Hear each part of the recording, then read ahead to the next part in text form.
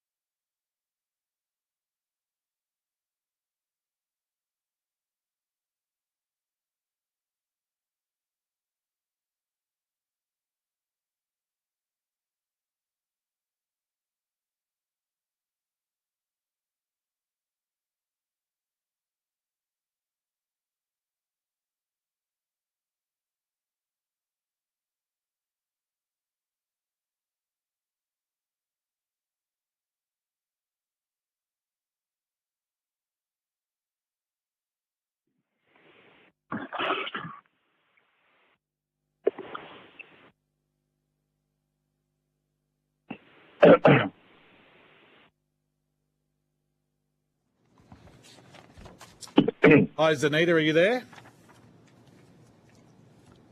I am. Good afternoon. How are you? And are you there, Dr. Molino, as well? Oh, yeah, hi. Yep, no worries. Good to join. Dr. Ryan, are you there also? Thank you. All right. How are you? Good to go. Broadcasting. Excellent. I declare open this public hearing of the Select Committee on Nuclear Energy for the inquiry into nuclear power generation in Australia. I would like to begin by acknowledging the traditional owners of the land on which we meet today and pay my respects to elders past, present and emerging, and also acknowledge the cultures of any Aboriginal or Torres Strait Islanders people present with us today. This hearing will be broadcast on Parliament's website, and the proof and official transcripts of the proceeding will be published on the committee's webpage.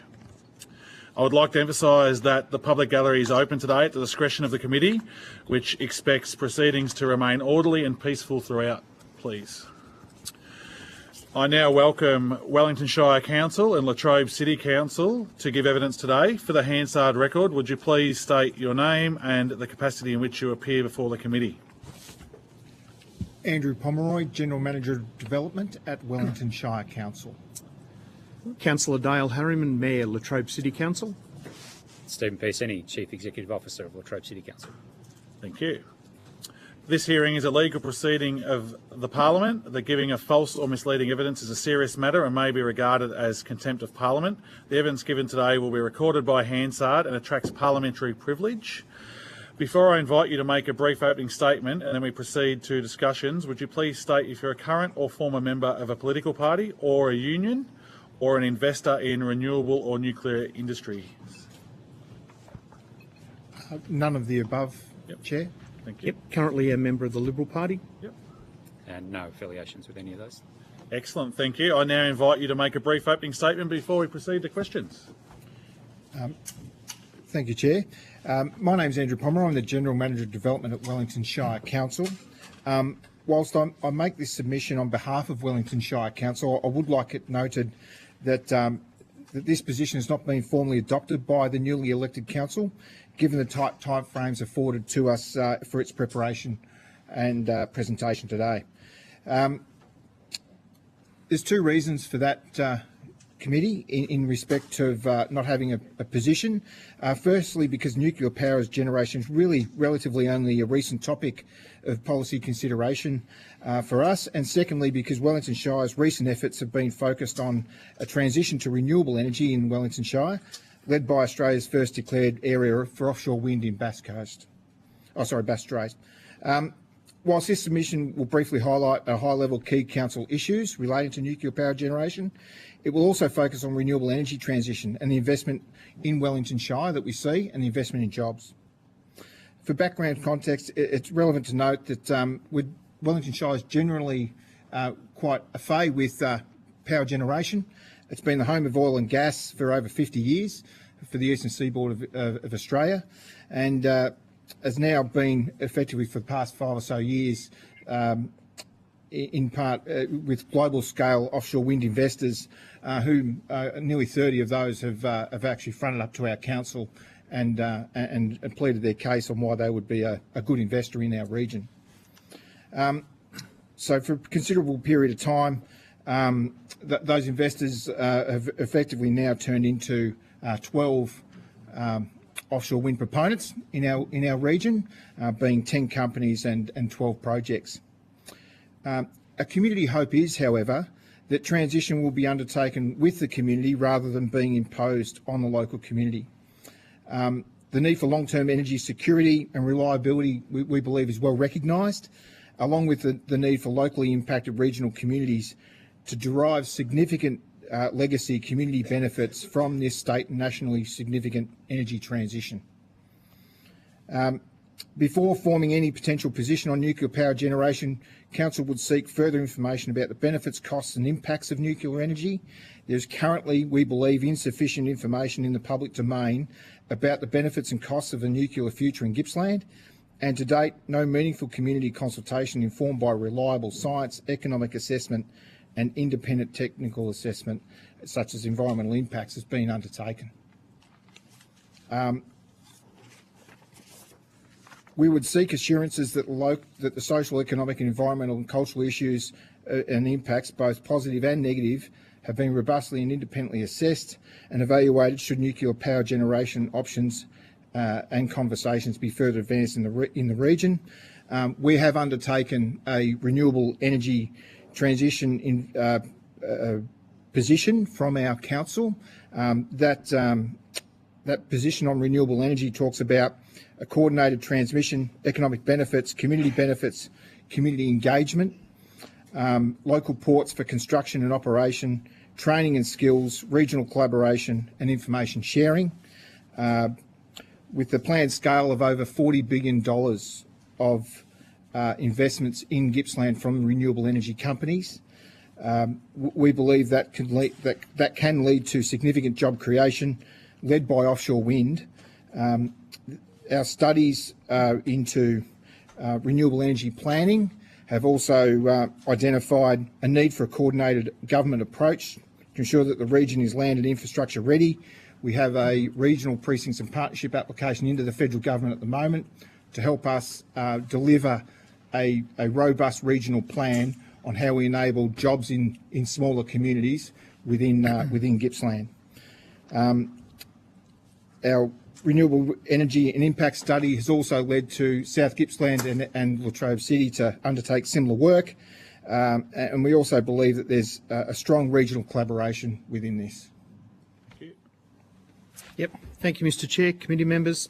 Thank you for the opportunity to speak today. As the newly elected Mayor of Latrobe City Council, I'm honoured to represent my fellow councillors and the residents of our community. As one of the 7 sites proposed for a nuclear power station by the federal opposition, if they are to form government, we are at the centre of this conversation. Latrobe City, Latrobe City recognises that diverse energy sources will be required in the future to meet growing demands and remains committed to advocating the responsible and sustainable energy solutions that serve the best interests of our community and future generations.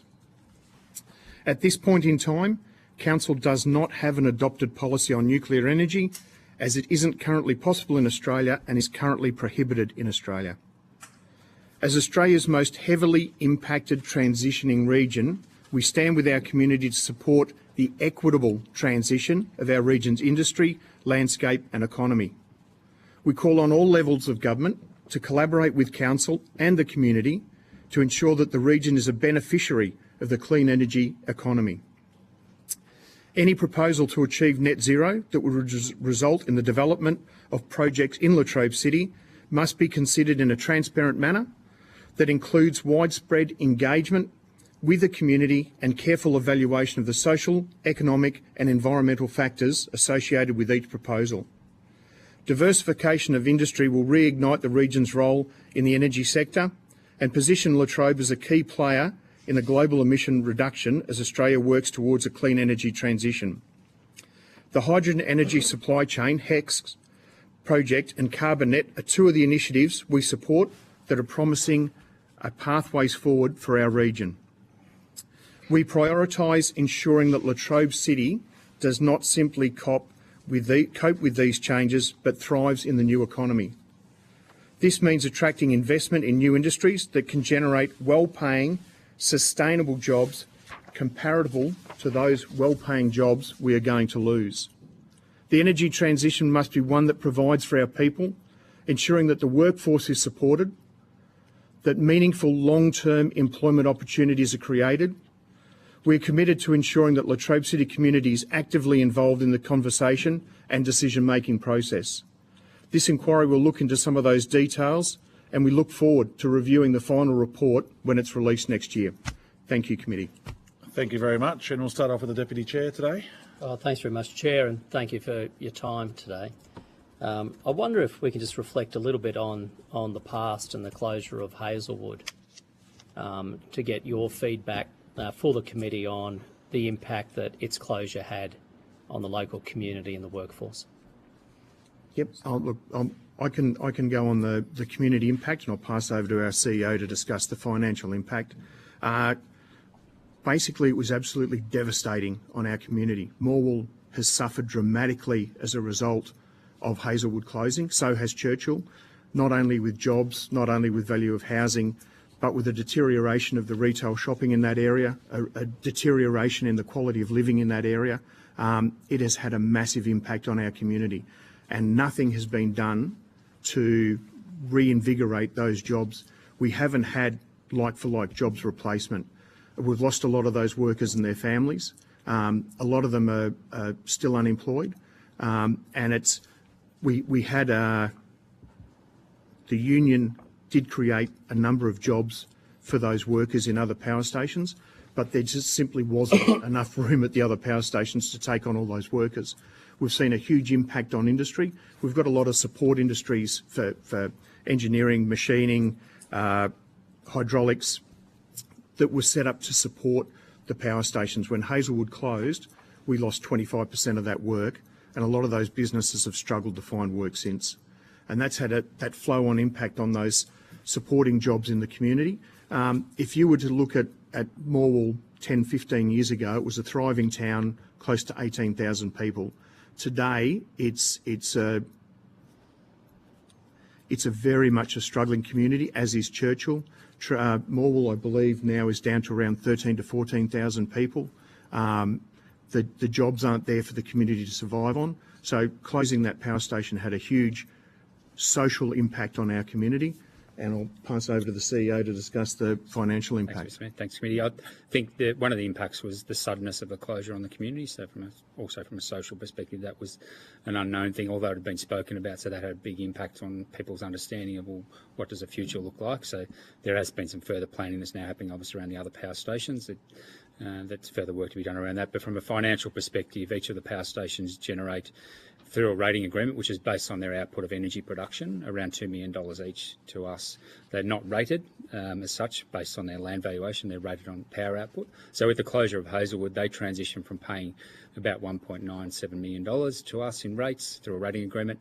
That diminished to zero. So the Valuer General set their value at zero, and so they now pay no rates. And so that had a big financial impact on council. We're budgeting for, we had to manage that closure, but we're also budgeting for future closures, which may have the same impact on us. So to replace that economic output from rates, from a rates perspective, we'd need, for those of you who know the area, we've got a local Bega dairy processing facility here, employs around 200 people. We'd need, and based on their valuation, we'd need another 14 of those to replace one power station in terms of rating output. So it's had a significant impact on our operations of our business, and future impacts are certainly things that we're planning for that will be very challenging for us. So that's going to mean for us we've had to cut back on capital expenditure for the community. Our service deliveries remained relatively the same, but we're not able to expand that. We have had residential growth in some parts of the municipality, more so probably in Traralgon than elsewhere. That's had a benefit, but with that comes additional costs in terms of managing that. So there are significant impacts through those closures, and as the Mayor touched on, in terms of replacing jobs has been a key pillar of Council's strategy around economic investment. We've certainly seen some social infrastructure investment from both state and federal government in terms of benefits locally, but that's really been around aquatic centres and basketball stadiums and other things that we're, as part of council strategy, looking at really where's the job creation going to come from to support that changing industry. So, the Australian Energy Market Operator puts out what it refers to as an integrated system plan, and that's its plan for the electricity grid across the East Coast, the NEM as it's referred to, through until 2050. Yep. And that plan is also the plan of the current Albanese government, as has been confirmed by the Prime Minister. Are you aware that under that plan, 90% of baseload power, that is coal generation, shall be exiting the grid over the next 10 years? And are you aware that that timeline is actually before the announced closure dates of the coal plant owners? Are you aware of that? Steve, generally aware of that information, the impacts that for us that will have locally in terms of closures will be quite significant. So my understanding is Law Yang B. Deputy Chair. Last question, is that right? Well, we've only got 5 minutes. I'm just asking for each one. So Sure. So Law Yang B, my understanding is that's scheduled to close around 2047. Yep, 2048. 2048. And so given it's the government's plan to close coal plants earlier than the coal plant owners' scheduled closure dates, have you been engaged or advised or consulted by the Albanese government on any potential early closure of the Law Yang B site? No, the conversation with Law Yang B have been more direct in terms of them looking at alternative opportunities for them into the future. Obviously, once the coal supply ends with Law Yang A, there's serious concerns about their viability. So you're not sure if, in fact, that plant falls within the premature closures planned by the government or not? No, we're not. Okay, thank you very much. thank you, Deputy Chair. Mr. Chester. Thanks, Chair, and thank you to both councils for attending. Just in relation to the commentary regarding the return to council from the coal-fired power stations, are either council aware of any plan for a legislated return to the councils from renewable projects, such as offshore wind? Is there a plan where councils will receive a guaranteed return from that infrastructure? So we've been advocating for a like system, such as the payment in lieu of rate system that we have in Victoria for onshore infrastructure. So if you're a power generator onshore from renewables, whether that be battery, wind or solar, there is a payment made to the local council to enable them to effectively put in the infrastructure needed to support that industry. We've been advocating for a system like that to be included in offshore wind. At the moment, we have no guarantees. We've been heard by both state and federal government in respect to an alike system such as PILAW, but at the moment we see no, I suppose, system as such as the Latrobe Valley has had in relation to that, yet we advocate for it. So as it stands, there's no guaranteed return to the community beyond the jobs that will be created, as you understand it. That's how I understood it as well. Yeah.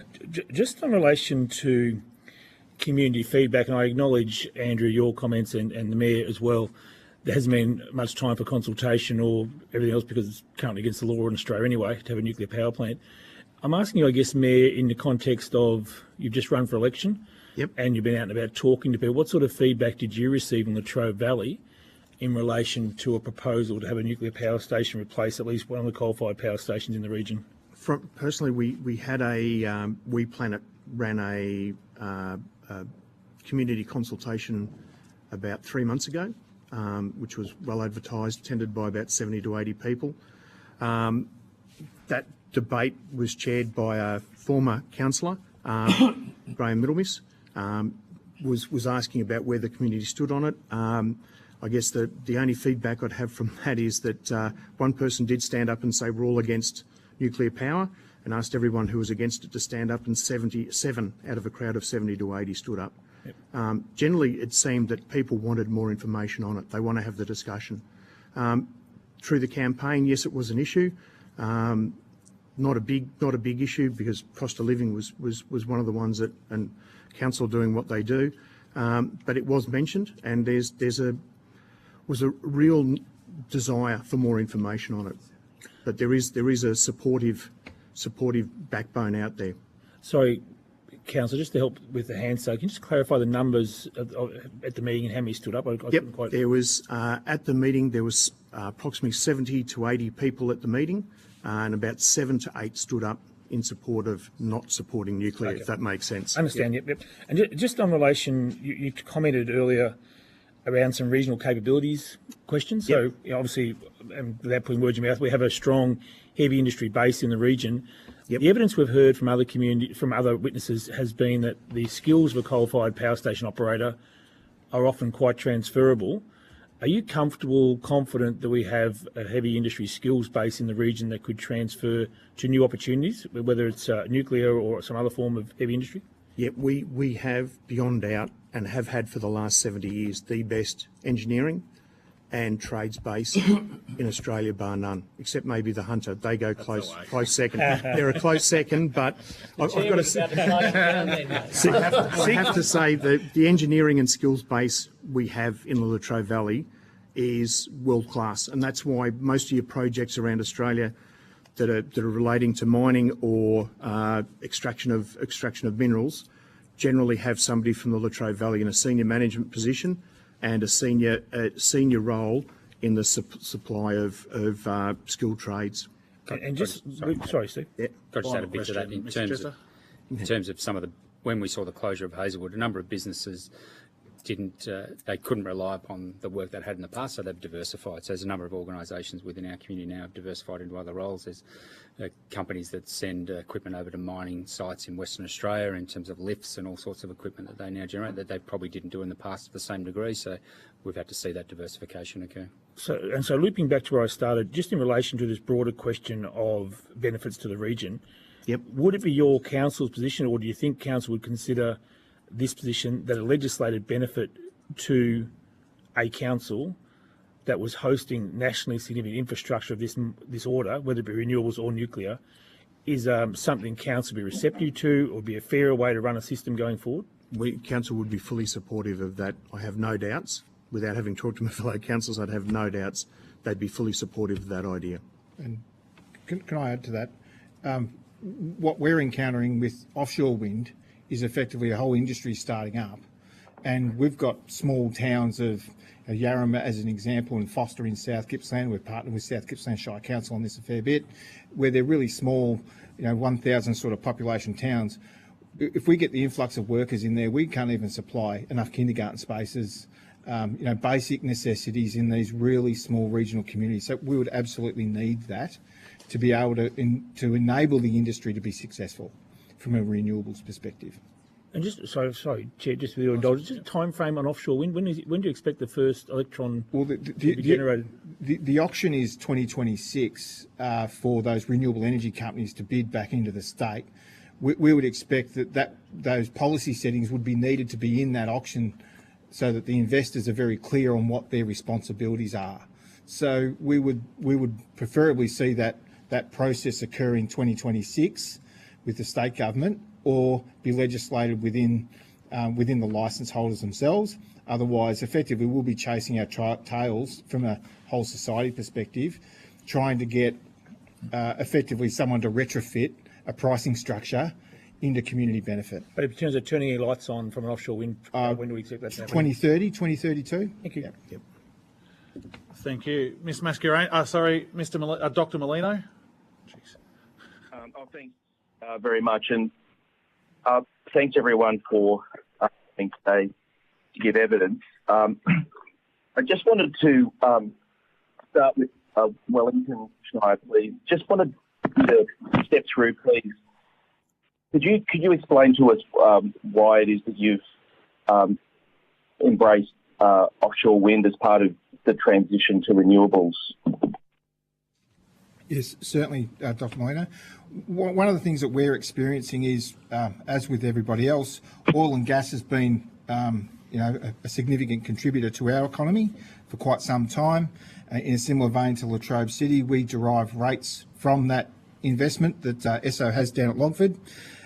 We see that disappearing within a 5 to 10 year time frame, and having a new horizon of investment that from those investors talking to us can contribute between 1,500 and 2,000 jobs from an ongoing maintenance perspective for this offshore wind. This is not a small amount of investment. This is nationally significant, in the order of $40 to $50 billion worth of investment offshore. We see the opportunity in that to reinvigorate our economy, but also to assist from a broader regional perspective, providing jobs for people that are used to working in energy. So we've got the Latrobe Valley that have got as Councillor Harriman's noted before, a very strong industrial base. We've also got with our oil and gas industry, a lot of people have been working offshore for quite a number of years, over 50 years of working offshore in those environments. So those transferable skills and looking at that opportunity is a logical one for us to embrace. And so I take it you support a pause on large-scale renewable projects that are well underway? I suppose we're not seeing a broader pause in the offshore wind investment, so to speak. We are, I suppose, encouraging investment certainty for those companies. We think that's very important. From our renewable readiness study actually says that we're competing in a global market. So if there is a pause, it would, from an offshore wind perspective, it would effectively, those companies, which are multinational, would start focusing on other areas around the world that are more enticing to invest in. One of the things that we have in Gippsland is a continental shelf that doesn't disappear on us. So we've got 60 to 80 metres of depth. That so effectively, those offshore wind companies can put a tower in the ground offshore and not have to try and augment floating offshore wind turbines. So it's a cheaper way to invest, and fortunately or unfortunately for us, we have the Roaring 40s that are coming through Bass Strait, which provides some of the best wind resources in the world. So it's a bit of a Goldilocks zone from what those energy companies are telling us, and that's why they're also keen to invest. I guess from Latrobe Valley's point of view, we're probably yet to see any investment in wind or solar. There's a couple of solar projects in place, but none have been green-lighted as of they've been licensed, but none of them have actually put a shovel in the ground yet. And the same with our wind energy. We haven't seen any work from them yet. Yeah, and we're seeing a similar thing in the onshore investment perspective. Yeah. So I just wanted to ask in relation to, thanks. Just wanted to ask in relation to nuclear. So you're just starting to have the consultation around possible risks, like accidents, waste, potential blowouts and capital costs. What would your position be if there emerged to be very significant community opposition on any of those fronts? I guess from a council point of view, if the community's against it, then council takes the view of the community. We would be against it. We are simply representing our community. If they're for it, then council will be for it. If they're against it, council will be against it. That's our job. And Wellington Shire would be the same. Thank you, Dr. Molino. Mr. Kennedy? Yes. Oh, it's me, is it? Sorry. Yeah, just on that last comment, if the community took a view for or against a large wind farm or solar farm, Yep.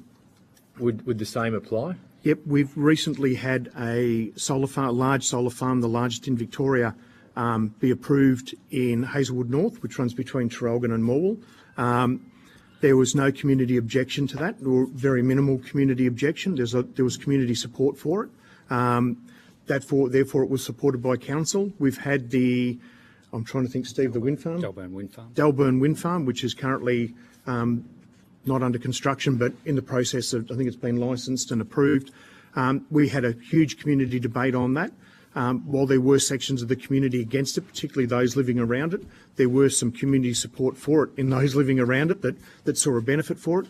Council came out in support of it because the overwhelming community support was for those wind farms to go ahead. Yeah. So, If I can add that, a lot of that support was conditional upon certain things being met and delivered as part of that wind farm as that example. So council did extensive engagement around that. Although it wasn't council's decision in, it was a state government decision because that's been taken out of council's hands. But council did form a position to say it supported it, but it wanted to see additional requirements put in place that would make it feasible in terms of being delivered from a community perspective. Thank you. A couple of questions. One, touching on what Mr. Chester was talking about earlier, there's been a US Department of Energy has been doing a lot of research on nuclear because they're looking to triple their capacity by 2050 in America. Part of what they did is they looked at the transition of coal workers and they found 77% of coal power station workers can transition to nuclear plants. They also found nuclear jobs pay 14% more than coal and can pay up to 50% more than wind or solar. Yep. Would you mind commenting on how you think the receptiveness of that would be in this community? I have no doubts if you can provide like-for-like paying jobs for our coal workers and our power station workers to transition to any other industry, whether it be nuclear or whatever, it would have great community support. I know I talk regularly to a number of coal power station workers.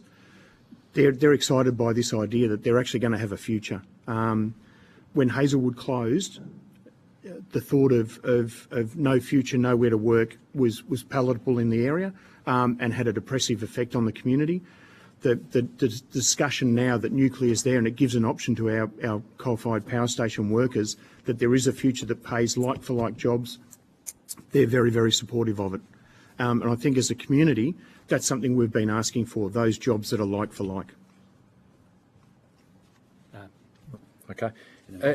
Okay. Are you aware of the Army of Surveyors did research assessing the community view of nuclear power around here? Are any of you aware of that research? Only from a general perspective in terms of what's been shared more broadly. There was some research done. I think there was a segment of the community who was supportive, somewhere around 60%. There's 40%, I think, that was against or ambivalent or had a desire for more information, from what I understand, but not seen any research in detail. That's only been by what's been communicated. And just to clarify, from your understanding of it, 60% were supportive? Was that the way you just advised? Yeah, okay. Around that figure. Thank you, Mr. Kennedy. Mr. Burnell.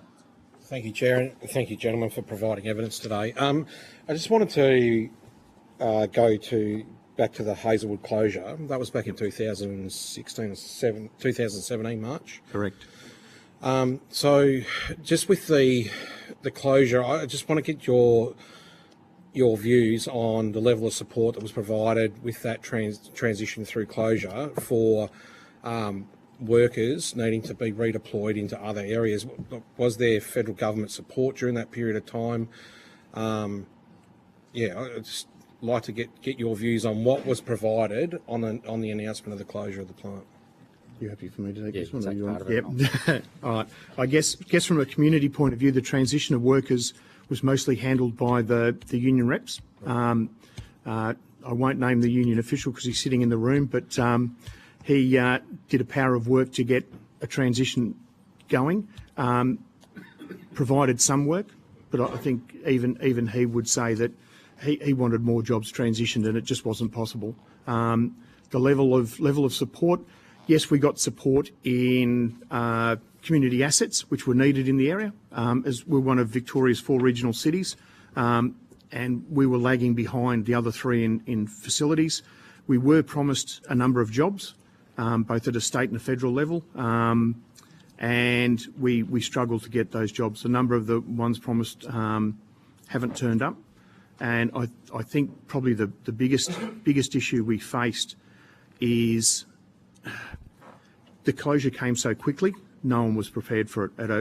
We weren't prepared at a local level. We'd just gone through the mine fire, which was absolutely devastating on our community.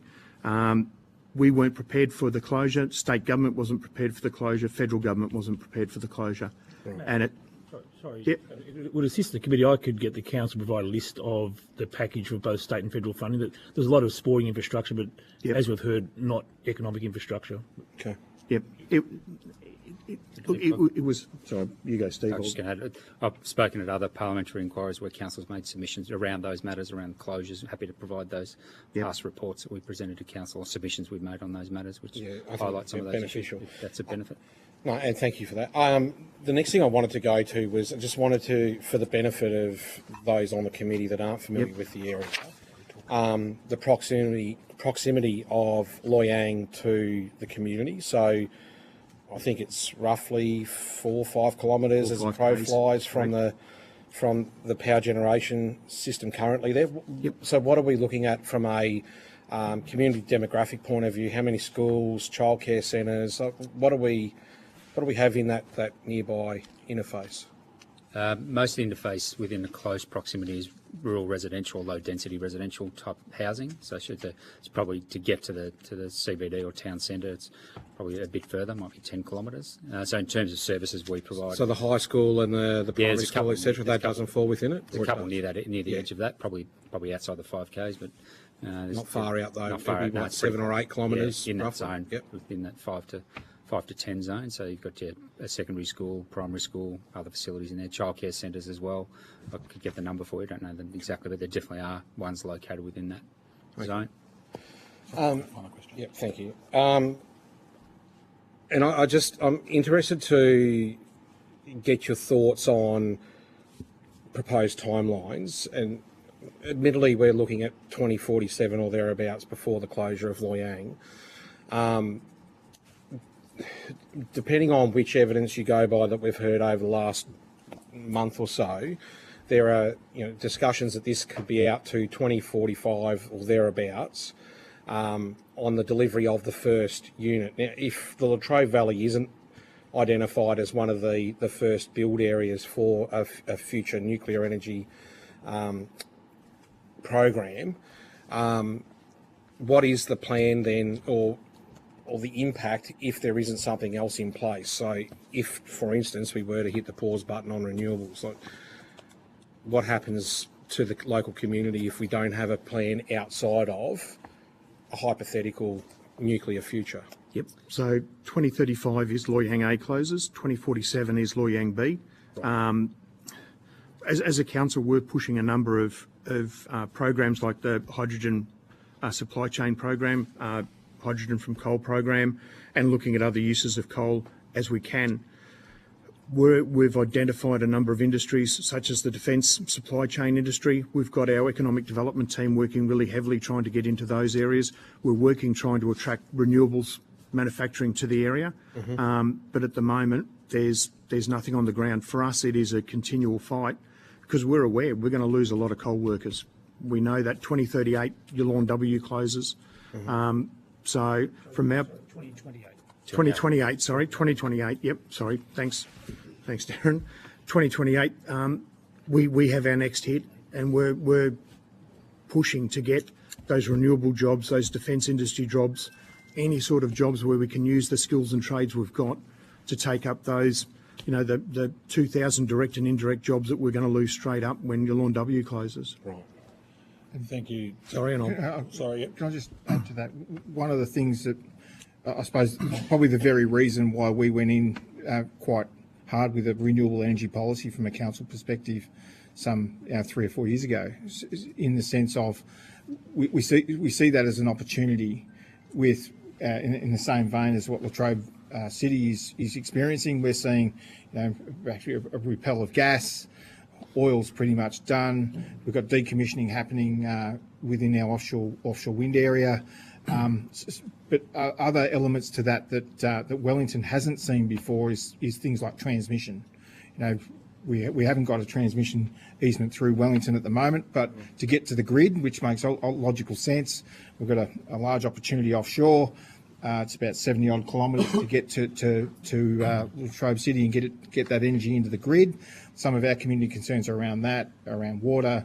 We've got a very large agricultural base in our region, so effectively we haven't got too many other things to hang our hats on from a bulk amount of jobs.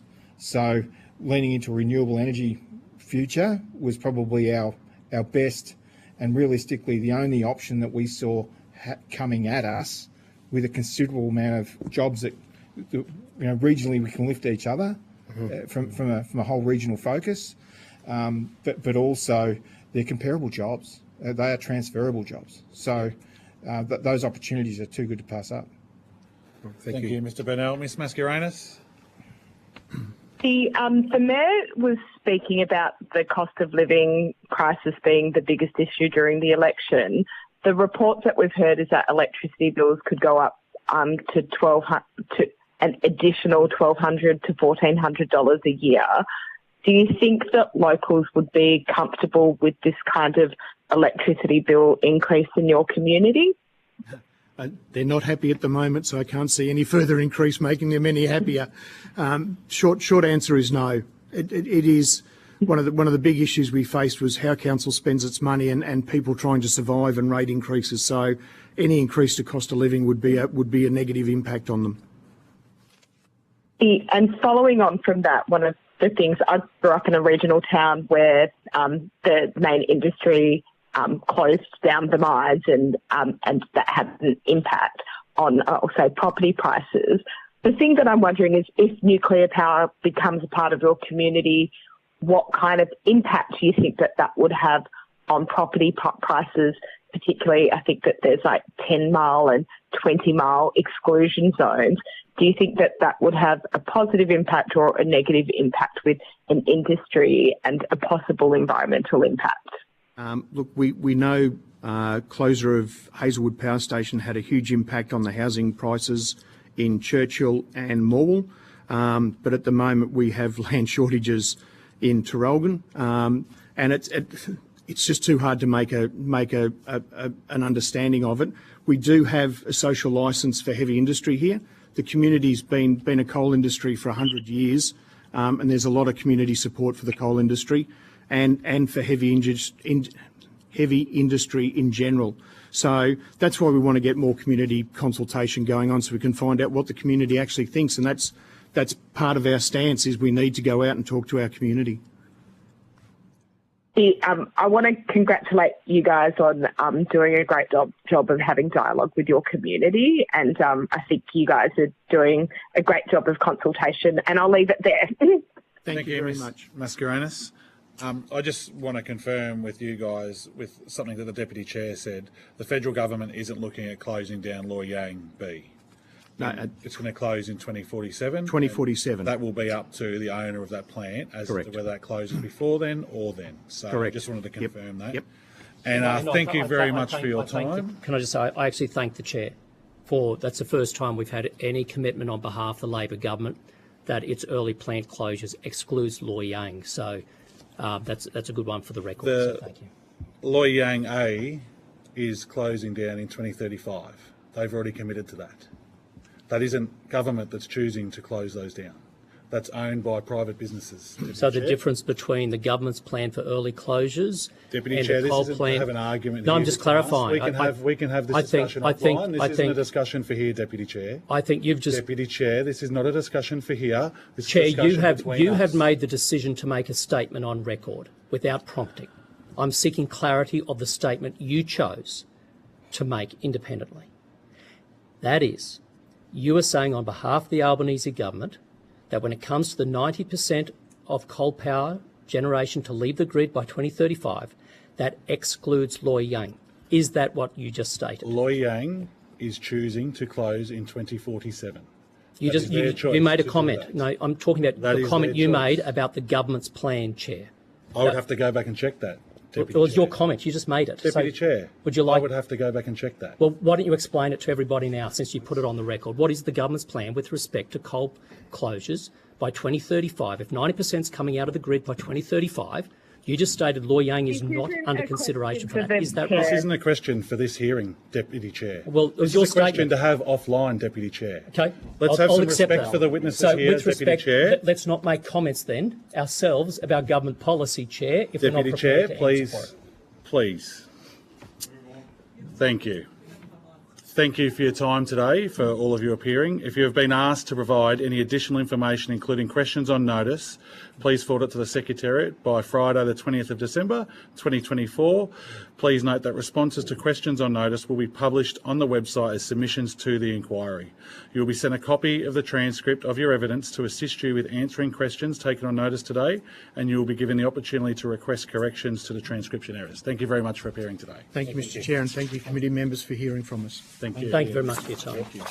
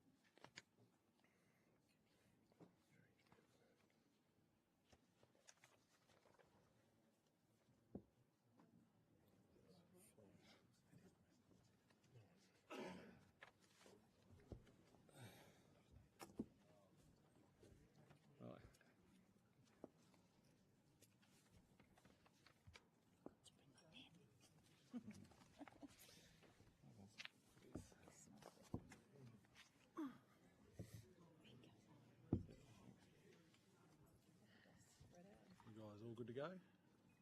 Yep. Excellent. I now welcome Friends of Latrobe Water and Latrobe Valley Sustainability Group to give evidence today. For the Hansard record, would you please state your name and the capacity in which you appear before the committee? Daniel Caffrey, I'm the President of the Latrobe Valley Sustainability Group.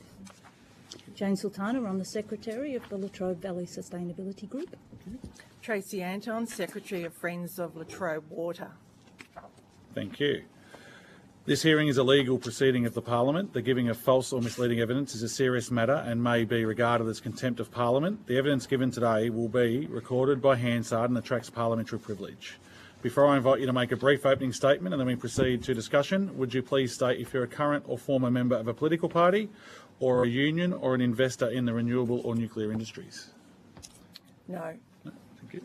I'm a current member of the Greens, but that doesn't preclude me from being an economic rationalist when I have to be. It's okay. And I'm not a member of any political party. No worries, thank you. I now invite you to make a brief opening statement before we proceed to questions. Okay.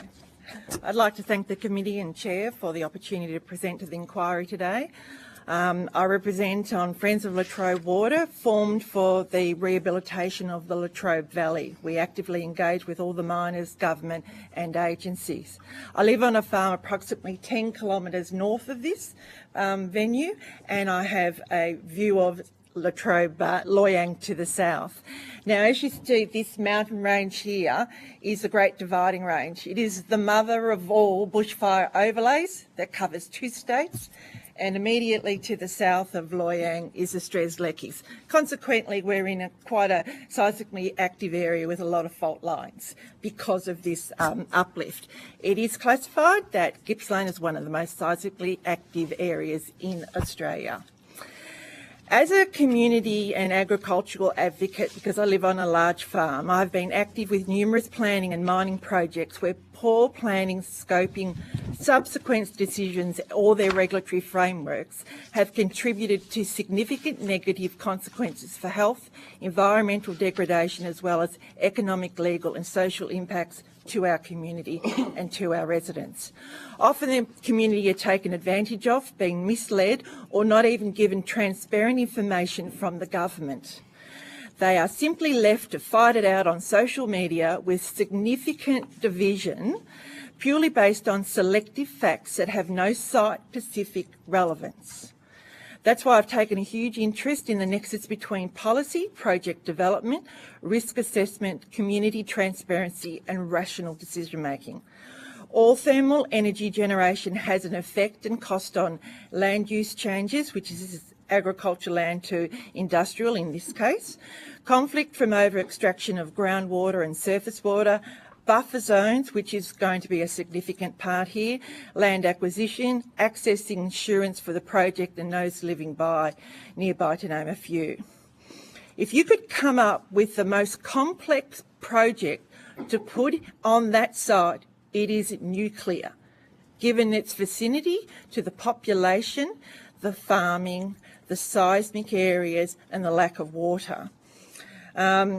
So I base my submission primarily on ground instability, so happy to take questions based on that submission because we work as a conduit between government and the community. But given this is a new project scope for the region, our engagement with community members is around water, seismic issues, buffer zones, because it's a major hazards facility, on-site waste storage, which we're now aware of, and what it means for the proposed Traralgon bypass and those other connected roads that go straight through Loyang.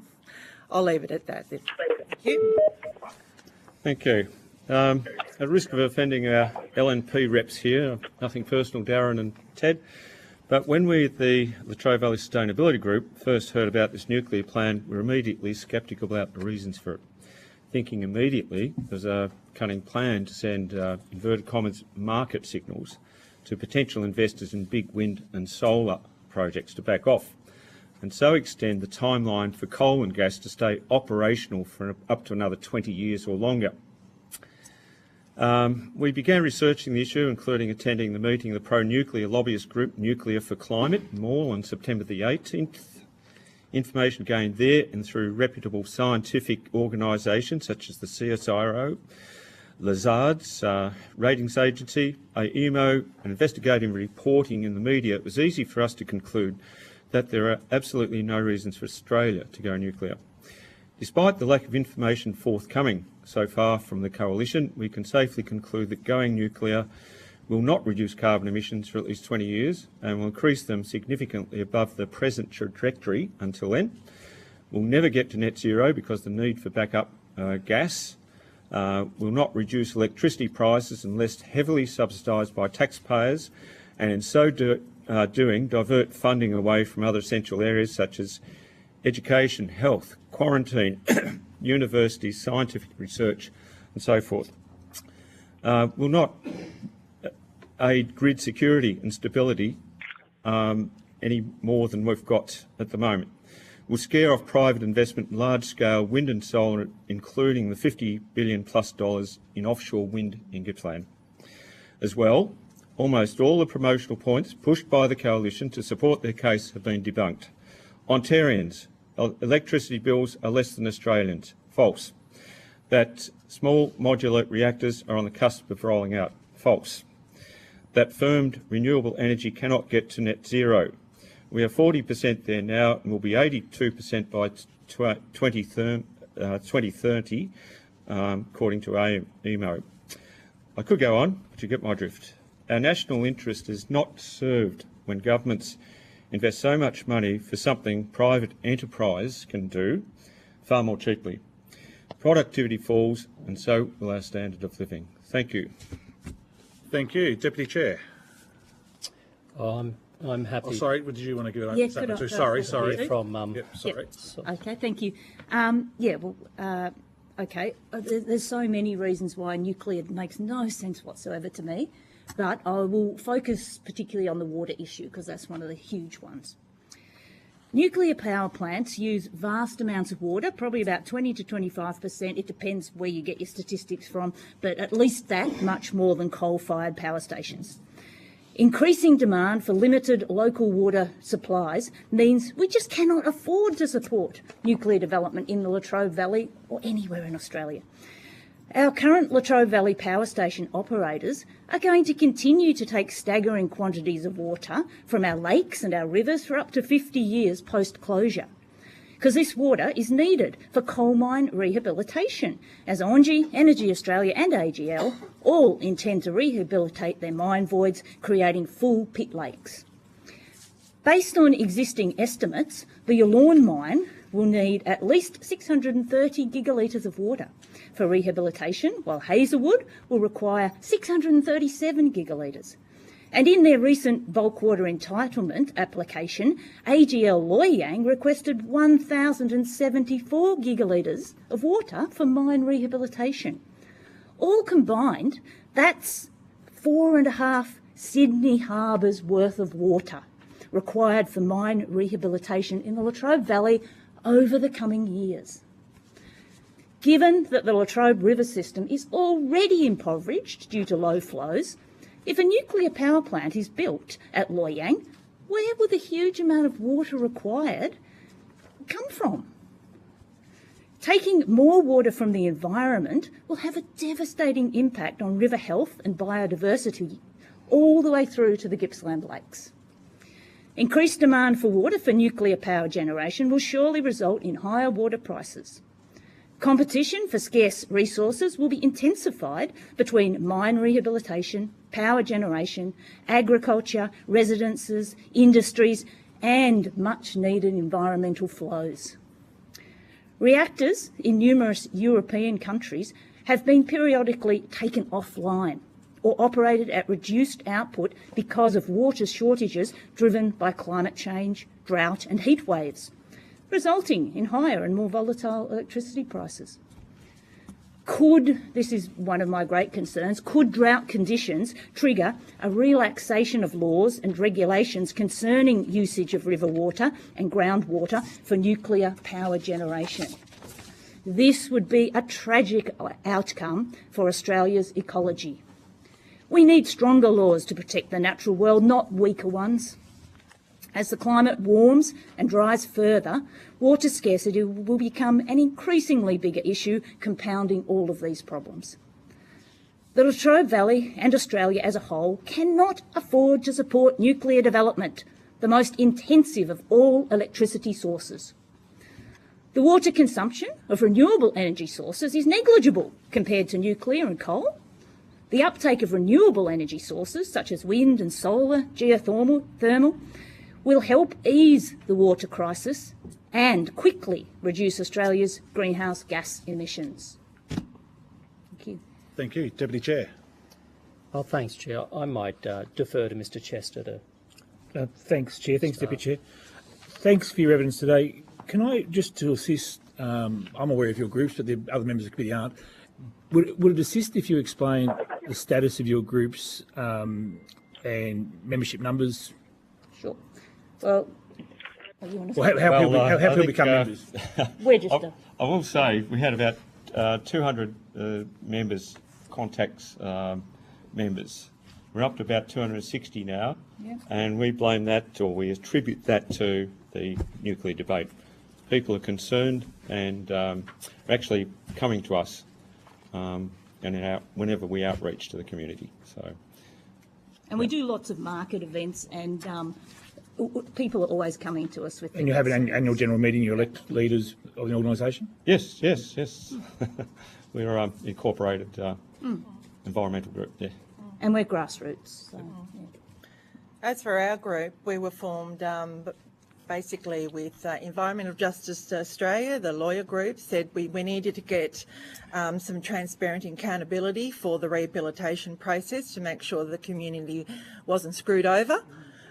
So they actively encourage certain people that they knew about. I do investigative research and have done for many years on what's been going on. That's why I said my interest is in planning and policy, and we've had some active communities. So we only have 5 on our committee purposely, and we're very involved in submission process, legals. We actually got the water trigger pulled for the rehabilitation of Hazelwood based on our work. So we deal with the policy directors and the high up people, and as I said, provide that conduit with the community, try and put things in layman's terms and put out submission guides and things like that.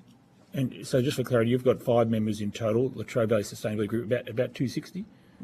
Well, they're on our contact list. They get our information that we send out. Do they join, or they become members? We had about 18 or 20 at our AGM. Okay, and I'm just trying to understand the status.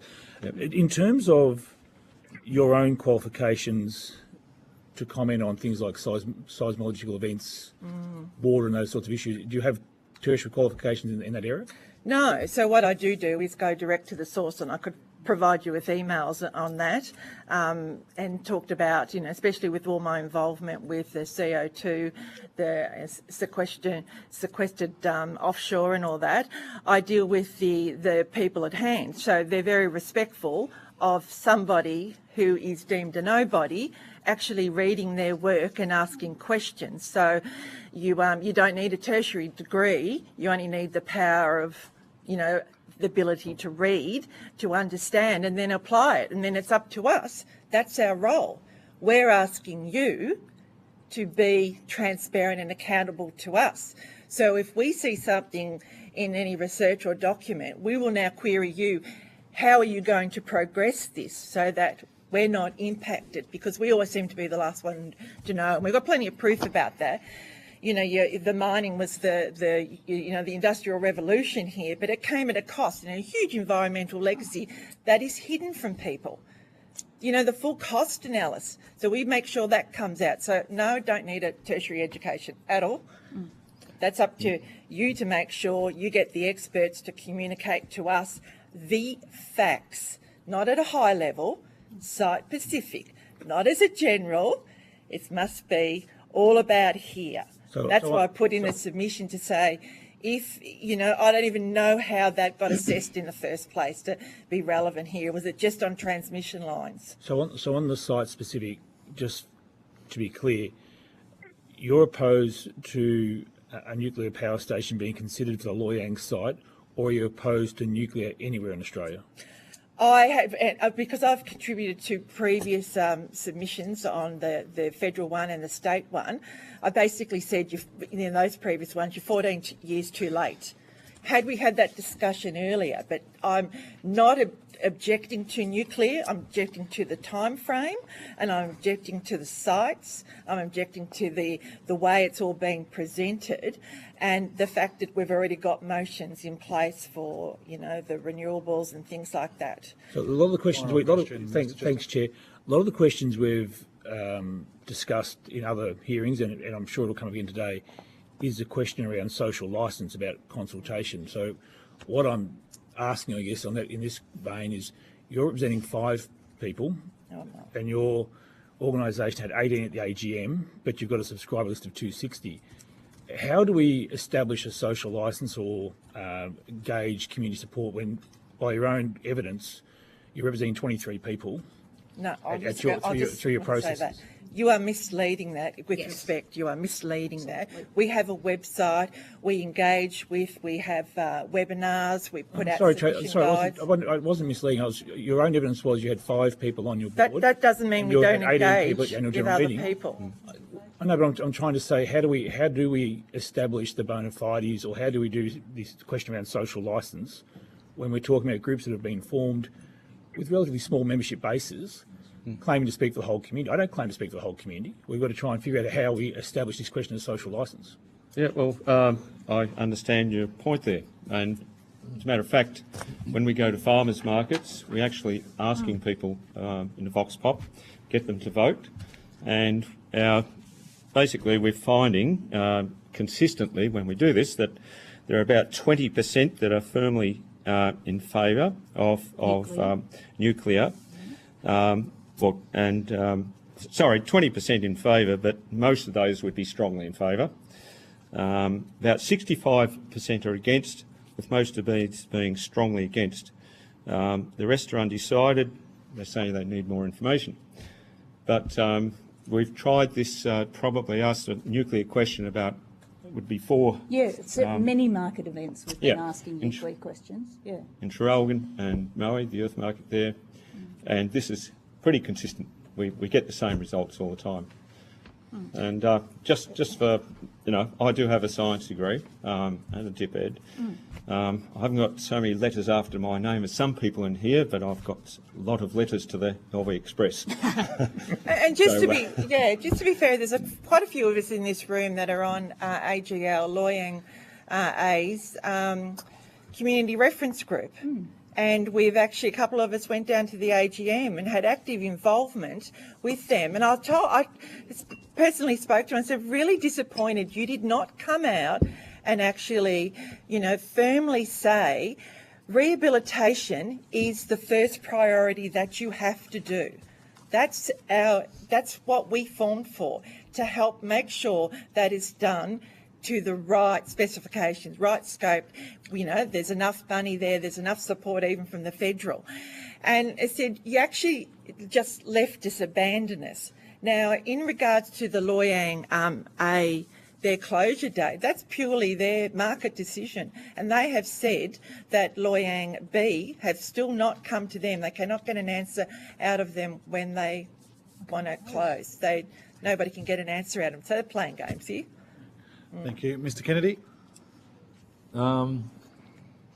Just on the closure date you're talking about, are you for or against the early closure of coal here? Oh, because so dealing with the facts, we are under the impression that there will be some problems, probably a couple of years before they can get the renewables up to speed. So they've both told us, both Yalorn and Loy Yang said, look, there's a lot of rumours going around. We're just letting you know there's nothing in it, but there's potential. Privately, they have said they could be open a few years longer. But your group, are you for or against early closure of coal?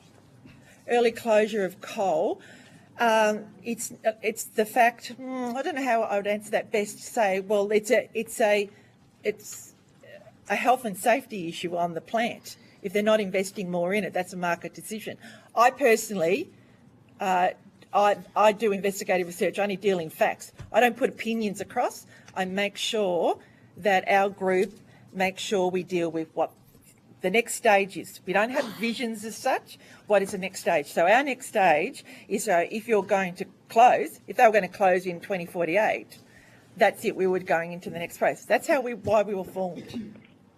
And our group was obviously formed to fight, for climate change action. So we'd welcome an early closures if we could, but we need to have our electricity too. Yep, and just on your survey data, we just had the last witness come in and say they were aware of Army surveyor engineers' survey results that showed people in the local area were 60% for nuclear. Can you explain why your surveys might differ from the last evidence? Could I just say one thing? Would you just be able to table that survey, please? Well, it's just something I asked them. It was the last witness. Would you be able to table that as well, please? Sure. Yeah. Thank you. Let's ask them. Do you have anything to table? Pardon? Yeah. Not now. It doesn't have to be tabled now. Just tabled just to the Secretariat later. Yeah, I find that... It was the evidence last week. If you have it. Yeah. I find that hard to believe. However, if that is the case, we set up at markets, we do so that we're a sustainability group, so we probably do to some extent attract the people who are concerned about the future, concerned about the environment,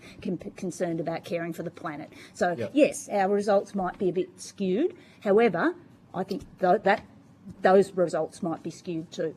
fair. And could I just say one other thing? In the Weekly Times this week, there's an article about quiet majority of rural Australians back clean energy. So surveys done by CSIRO, Porter Novelli, Realliance, 70%, only 17% were opposed to hosting wind farms and solar.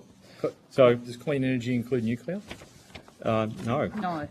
Okay. No. Yeah, well, I'll clarify that by saying that it won't ever be as clean as renewables because they need gas backup. So that's their plan. Are you aware, just on gas backup, are you aware under the government's current plan for a renewable, a wind and solar grid that gas is increasing? Probably about 5% would needed there, but with nuclear, they're going to have, according to... Sorry, just to answer the question, you are aware that gas is slated to increase under the current government's plan? Yes, we don't believe it will because we think there's enough storage investment But just going when ahead. you say you don't believe it will, you don't believe AEMO's ISP is the government's current plan? Well, you don't believe that plan? No, I actually believe the ISP, and but I'm hopeful that the new trends we're seeing will actually have more investment in pumped hydro, big batteries. So we've got that storage so that we don't need so much gas. But how would the gas... You were just giving, just another question if I may, you were just giving some facts on water. I think your submission says nuclear requires 20 to 25% more. Are you aware of a 2017 Stanford University study showed that nuclear plants on average use the same amount of water compared to coal-fired power stations, and that there are now numerous cooling technologies available, including dry cooling, which use significantly less water than that? I've heard about dry cooling. Cooling, but apparently it's way more expensive than water cooling, so that's going to just skyrocket the price even further. Were you aware of the not Stanford practical study? by the sound of things, not Were at you all. aware of the Stanford study as well in 2017 that showed they use the same amount as on average as No, wasn't aware of that. And as Dan will say, we had an expert come up our way who also said they use at least 20% more water. Yeah, we're quoting the Dr. Parker or Rob Parker. Rob, Would you be able to probably know them? your... Yes, we've referred to that one before. I think we have. So Nuclear for Climate, and this is what they told us. So definitely at least 20%, maybe 25%. That's their words. Okay. The thing is, even if they use the same amount of water, we still don't have the water here. We're taking it all for our mine. The coal-fired power station is going to use all that water still for their mine rehabilitation, the same amount. Plus, we're putting this nuclear power station here under river systems that are already very, very stressed. It makes no sense. When we talk about the social licence part of it...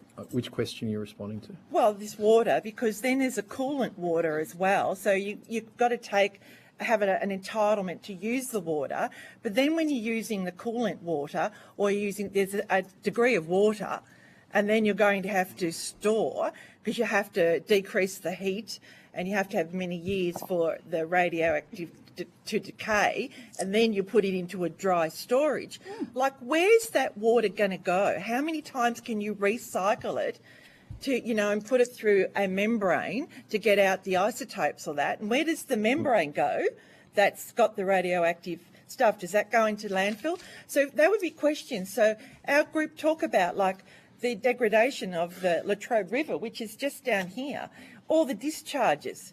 Now, they say they can take the water out, so you'll be using coolant water of some sort.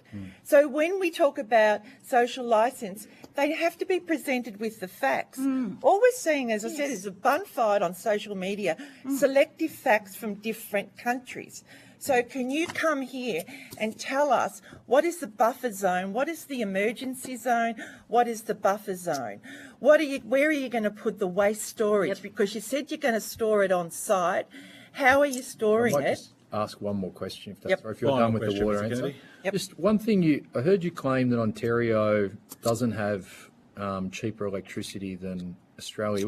We've got some evidence from some Canadian folks, and that we got testimony that they can be up to 18 cents a kilowatt hour, yet South Australia, which is renewables, we had evidence at 54 cents well, kilowatt hour. I sort of anticipated this question, I suppose, but the heading, October 29th in The Age, expert pans Dutch nuclear power vision. It goes into the fact that the 18 cents a kilowatt hour is simply the cost of generation. If we're compared to the cheapest wind power in Australia, they've just signed a PPA with the Capital Territory, a wind farm in South Australia, 4.5 cents a kilowatt hour. So there's the comparisons you should be making. When the cost of retail and the cost of transmission poles and wires are added on, Ontarians' bills are actually cheaper than most Australians. And this was on the 29th of October and the 30th of September. These articles came out in The Age. Thank you. Would you just be able to table those as well to the Secretariat when we leave? Yep. Thank you. I can do that. Mr Burnell. Thank you, Mr Kennedy. Thank you, Chair, and thank you all for providing evidence today. And look, I would like to start by just reassuring Mrs Anton that if politicians were subjected to the requirement of university degrees to be elected, then I think myself and the good member for Hunter would be in a bit of trouble having a coal worker and an ex-oil and gas worker here. So I think that we all have an ability to educate ourselves through a multitude of different pathways, and whether or not you hold a degree in your hand or not doesn't discount your understanding of certain subject matters, which is why I'm glad that you're here to give evidence. And I am very intrigued to get a better understanding of what the current, or your current understanding of the agreements with the existing coal-fired plants that we have in operation here, plus Hazelwood that's already gone offline, what their commitments around the water requirements are for the rehabilitation of the open-cut pits, and what's the duration that we're going to be looking at before that water allocation is freed up for other commercial uses such as farming, potentially nuclear energy, whatever it might be. But I am interested in facts, and I would like to know what the timeline to that water allocation becomes. That's our ball game, that one. So the Latrobe Valley Regional Rehabilitation Study team, they're the ones charged with organising the rehabilitation plans and the water entitlements. So recently, about 4 months ago, the state government put out their conditions and terms for a transfer of their entitlement licence for power generation to be used for rehabilitation. And so you can't have one without the other. And that's why we were able to get the water trigger pulled on the environmental effects statement for Hazelwood. So Hazelwood have a different private entitlement. So they get from an urban water supply, Gippsland Water, they have about 13 gigs, and each of them extract groundwater to maintain the stability of the pit. So they use that used to then become a return flow back to the river system. Now they will keep that water. So we're in deficit for the river there. So the conditions come out and said you can take your historic take, which instead of being 120 gigalitres for the two together, you can take 96. Instead of taking over a 12-month period, you can only take it over a 6-month period, and there's conditions. So the Big Blue Rock Dam, if at a gauging station it gets down too low, you can't get that water.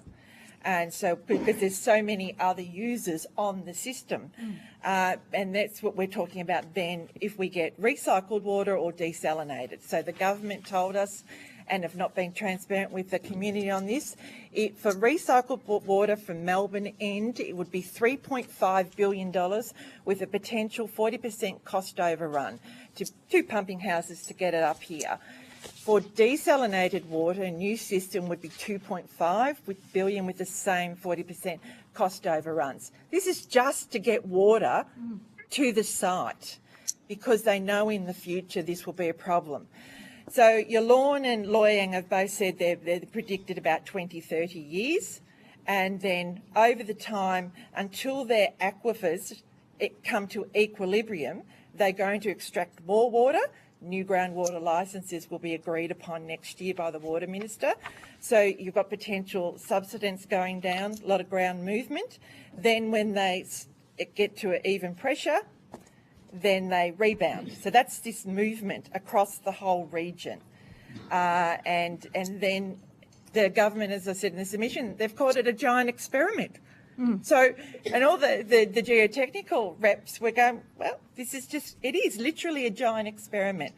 So the government have given their entitlements, but they used to get that water for free, other than pay for infrastructure costs. We go, we want them to pay for that water. We want a return, you know, to then manage our river systems, improve it so when the water comes back.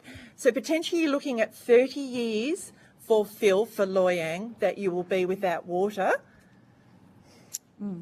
And then, then you've got the movement side of it on top of that. Is that enough information for that? Why? So, look, I don't understand open cut mining. So, what's the geology? Yeah, what's the importance around having the water as the stabiliser, essentially? Okay, so our geology here is actually compressed, and it's going from the southeast up to, Broome that way. So our geology sits like that, and there's coal layers, coal seams, and there's different aquifers that go through it. If you just dig out the coal, the aquifers will just keep flowing because they're coming from further away, and they'll collapse in. And the bottom base will heave up from the pressure. So you have to constantly depressurise the aquifer. And then that becomes a water that they'll use for dust. Got enough water pressure in the open cut to counteract it. And counteract. Yeah. That's the 1,000 metres of head basically pushing that water down into the aquifer, and at the weak point, like at the bottom of the pit, no weight there, it'll just erupt. So our rivers and creeks start to dry up, farmers' wells and bores start to dry up. It's pretty important we get that bit right. Well, see, Loy Yang last year had a landslide at the pit because there's so much rain, it just did a block slide. And that's your problem.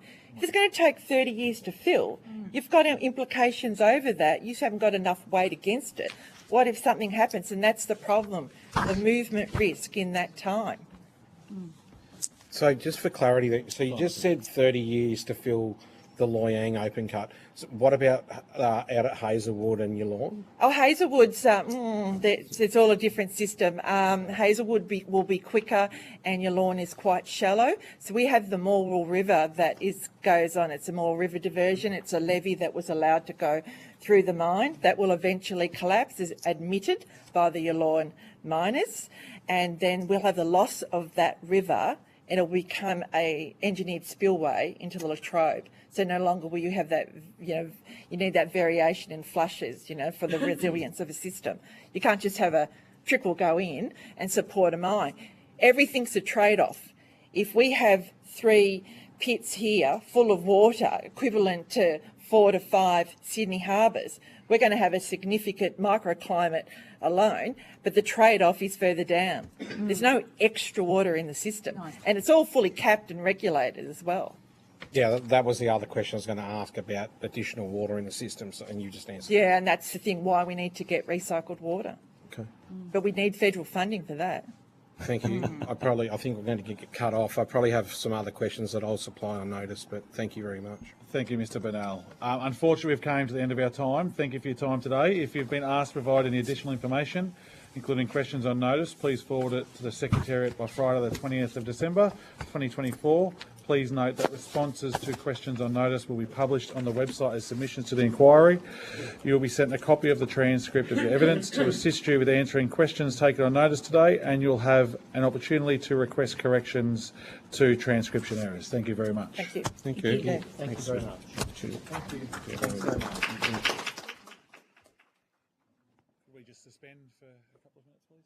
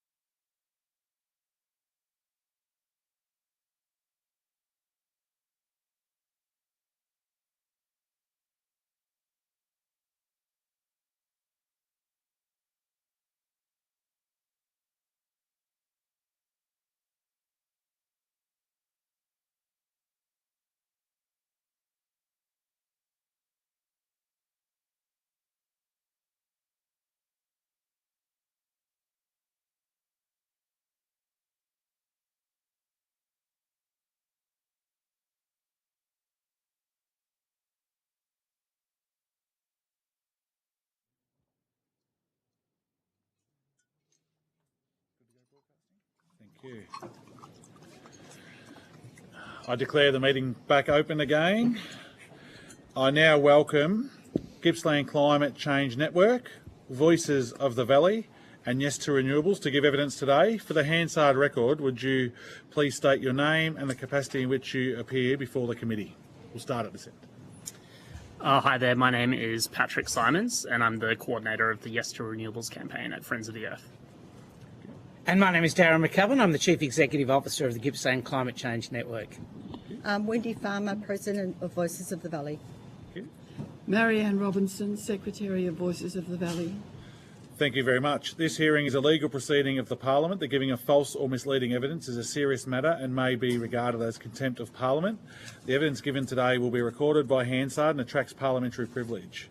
Before I invite you to make a brief opening statement, let me proceed to discussion. Would you please state if you are a current or former member of a political party or a union or an investor in renewable or nuclear industries? Start at your end. Yes, I'm a member of the Australian Services Union. Thank you. Yes, I'm a member of the Australian Labor Party. I supported an independent candidate in 2014. 40 years ago I was briefly a member of the Labor Party, and until I retired, which was 18 years ago, I was a member of the NTEU. Thank you. I now invite you to make a brief opening statement. Start at this end if you like. Yep. Yeah, thanks, Dan. So I would just like to talk about Victoria's opportunity in renewable energy and ambition in this space. So at the moment, we are close to 40% renewable energy generation capacity over the course of the year. And this is largely thanks to ambitious state government policy to bring on new onshore wind and solar, as well as the Victorian Solar Homes program. With solar homes, we're up to about 30% of homes across the state that have rooftop solar installed as well. So this is really nation leading in terms of transitioning a large state with a big population, complex industry base, and so on. And it's delivering really significant benefits to the economy as well. So if we look at figures around job creation, so the Clean Energy Council, their most recent report on the state of jobs creation places renewable energy job creation across the country at around 30,000. And modelling looking at jobs that would likely be created as we transition to a higher proportion of renewable energy, roughly 82%, is that this would likely need to increase to around 60,000 jobs in the workforce. So this is a really significant opportunity for regional communities, but also shows that there's a real need for governments to focus on workforce planning and industry planning. I'll also briefly touch on the issues around costs. So the most relevant report for this is probably the CSIRO's most recent Gen Cost report, which covers the costs of multiple forms of generation, wind, solar, battery storage, as it is the first Gen Cost report that includes nuclear. And that found that overwhelmingly wind and solar backed up by storage or firmed renewables, as we call it, was by far the lowest cost form of new generation. Critically, this includes the cost of building new transmission lines. In comparison, the costs of development for nuclear were the highest of any generation type. And for so-called nuclear SMRs, this was higher again than a conventional nuclear reactor. So just on these two issues alone, I believe that the focus on transitioning to renewables is kind of it's really the main game, whereas a risk with nuclear is that this will essentially be uneconomic. A key thing to note in that CSIRO report is that nuclear is unlikely to be built, even if you were starting today on changing legislation, etc., until the 2040s. We obviously have a climate crisis that we're dealing with right now. Here in Gippsland, the power stations, the large majority of the power stations are slated to close in the next decade. So what are we going to do over the next 10 years to replace that? It has to be a focus on the transition to renewable energy backed up with energy storage, focusing on nuclear risks derailing that conversation and the important work that needs to be done in the community to make sure that that transition benefits everybody. So I'll leave it there. Thank you. Thank you. Yeah, thank you, and thank you very much for being here today. I'd really appreciate the opportunity to have a chance to talk to you all. Thanks, mate. Good on you. Safe to record that Darren doesn't need a microphone. He definitely woke Ted up. He was struggling a little bit there for a second. He's back. That was the coffee hit I needed. Well, thank you. Look, the Gippsland Climate Change Network about a month ago organised a Gippsland conference, and a new energy conference. We had about 800 people turn up from government, industry and the community to talk about renewables. There's a definite industry here. Also, I've been involved in Star of the South, which is now known Southerly 10, in their consultative panel for about 5 years. I'm also co-chair of a group called GOWA, which is the Gippsland Offshore Wind Alliance, which is also an amalgamation of industry, which are really positive about the fact that Gippsland has terrific renewable resource. We've also got some solar farms all littered around our renewable area, our renewable zone, and I can mention all of those. And that's a really exciting development that's going ahead. Look, nuclear has a few questions that we need to answer, and I think we're putting at risk this substantial renewable industry that's ready to go, that has social licence, I believe, within this area, to focus on something which I think is a bit of a red herring. The questions I think need to be asked, one is about social licence. How are we going to prove to people that it's completely safe? How are we going to prove to them that it's not going to destroy their quality of life? How are we going to ensure that our emergency services and others are set up for this new industry? Secondly, water. I think the water needs in this area are strong, and as you know, nuclear power stations need water. We had that discussion previously. We also have questions about that, and I think that needs to be answered about where the water's coming from. Thirdly, I think whilst Latrobe Valley is the industrial hub of Gippsland, Gippsland is a rich agricultural area, and we only need to look out the window on the beautiful farmland, the fantastic produce, the food bowl of virtually Australia. And the question about how that an industry here, a nuclear industry, is going to coalesce or combine with our clean, green, sustainable Gippsland image, which we're all very proud of. And I guess fourthly is about the waste. How are we going to solve that waste problem?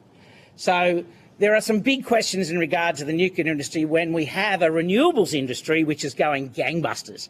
And quite frankly, I'd back that horse. So we don't support nuclear here. Thank you. Thank you for the opportunity to address the inquiry into nuclear power generation in Australia. Voices of the Valley is an organisation born out of the Hazelwood mine fire industrial disaster. This tragedy serves as a stark reminder that accidents or negligence can and do happen. The response was slow, the response was ignored at first, and the community will have to suffer. And you can have a look at the inquiries that were held during that time, and people died through that fire. In June, it was announced that our region would be one of 7 sites proposed for nuclear power facilities. Shockingly, there was no consultation with anyone in the region, not even the owner or operator of the named site. Upon collaborating with other affected regions, it became evident that none of the 7 regions were consulted at all. In 2019, Ted O'Brien, now the Coalition Shadow Minister, stated that government should only pursue nuclear power with a commitment to community consent for approving nuclear facilities. As the Chair of the Parliament's Energy Committee, Ted, he authorised the report, not without your approval. Fast forward to the announcement in June, where the Coalition revealed plans to share costings at a later date, apply a national interest test to override state objections, and compulsory acquire the proposed reactor sites if the operators didn't hand them over. They promised to consult our communities for 2.5 years, but they declared they would proceed with nuclear whether we liked it or not. That's not consultation. The next election, they said the next election would serve as a referendum on nuclear energy, yet communities would have no right to veto if the Coalition went ahead with the plan. This is not consent, it is coercion, it's bully tactics and it's dictatorship. Every every politician, leader and community member should be outraged by the blatant disregard for our voices and rights of our community. The wellbeing and safety of our community must always remain the highest priority. This inquiry must carefully examine the inherent risks of nuclear energy for workers, nearby residents and especially our children. It must also consider the potential impact on critical economic activities such as agriculture, as Darren just mentioned, tourism, fishing, healthcare and other service sectors. The wellbeing and safety of our community must always remain a top priority, and this is for the other regions as well. This inquiry must consider, I've doubled here. What measures are in place to address potential catastrophes, whether they stem from natural disaster like earthquakes, fires, or human-induced events such as radioactive material spills during transportation, or even terrorist attacks. With safeguards, what safeguards are in place? Sorry, for some reason I've doubled here. We have often heard the phrase, let's not have a fear campaign.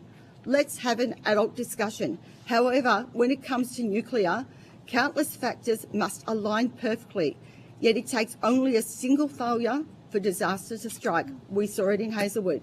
We experienced this firsthand with Hazelwood. And we don't want to see this disaster in our area or in any other region. It would cut off, it would not only affect basically the whole of Latrobe Valley, it would actually cut off the main road that runs east to west and transport.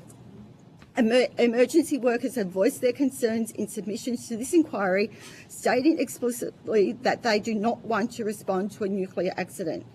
A disaster akin to Fukushima could happen again, not necessarily due to a tsunami, but perhaps a different event, a once-in-a-century climate impact, which now occurs with alarming regularity, or human error, or even water shortages.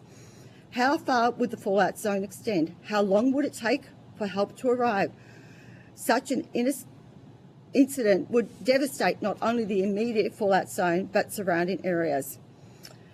Following the Hazelwood mine fire, many emergency workers vowed they'd never return to a fire inside a mine. Who would manage a nuclear fallout? The Coalition have had the opportunity to present its plans during this inquiry. They chose not to.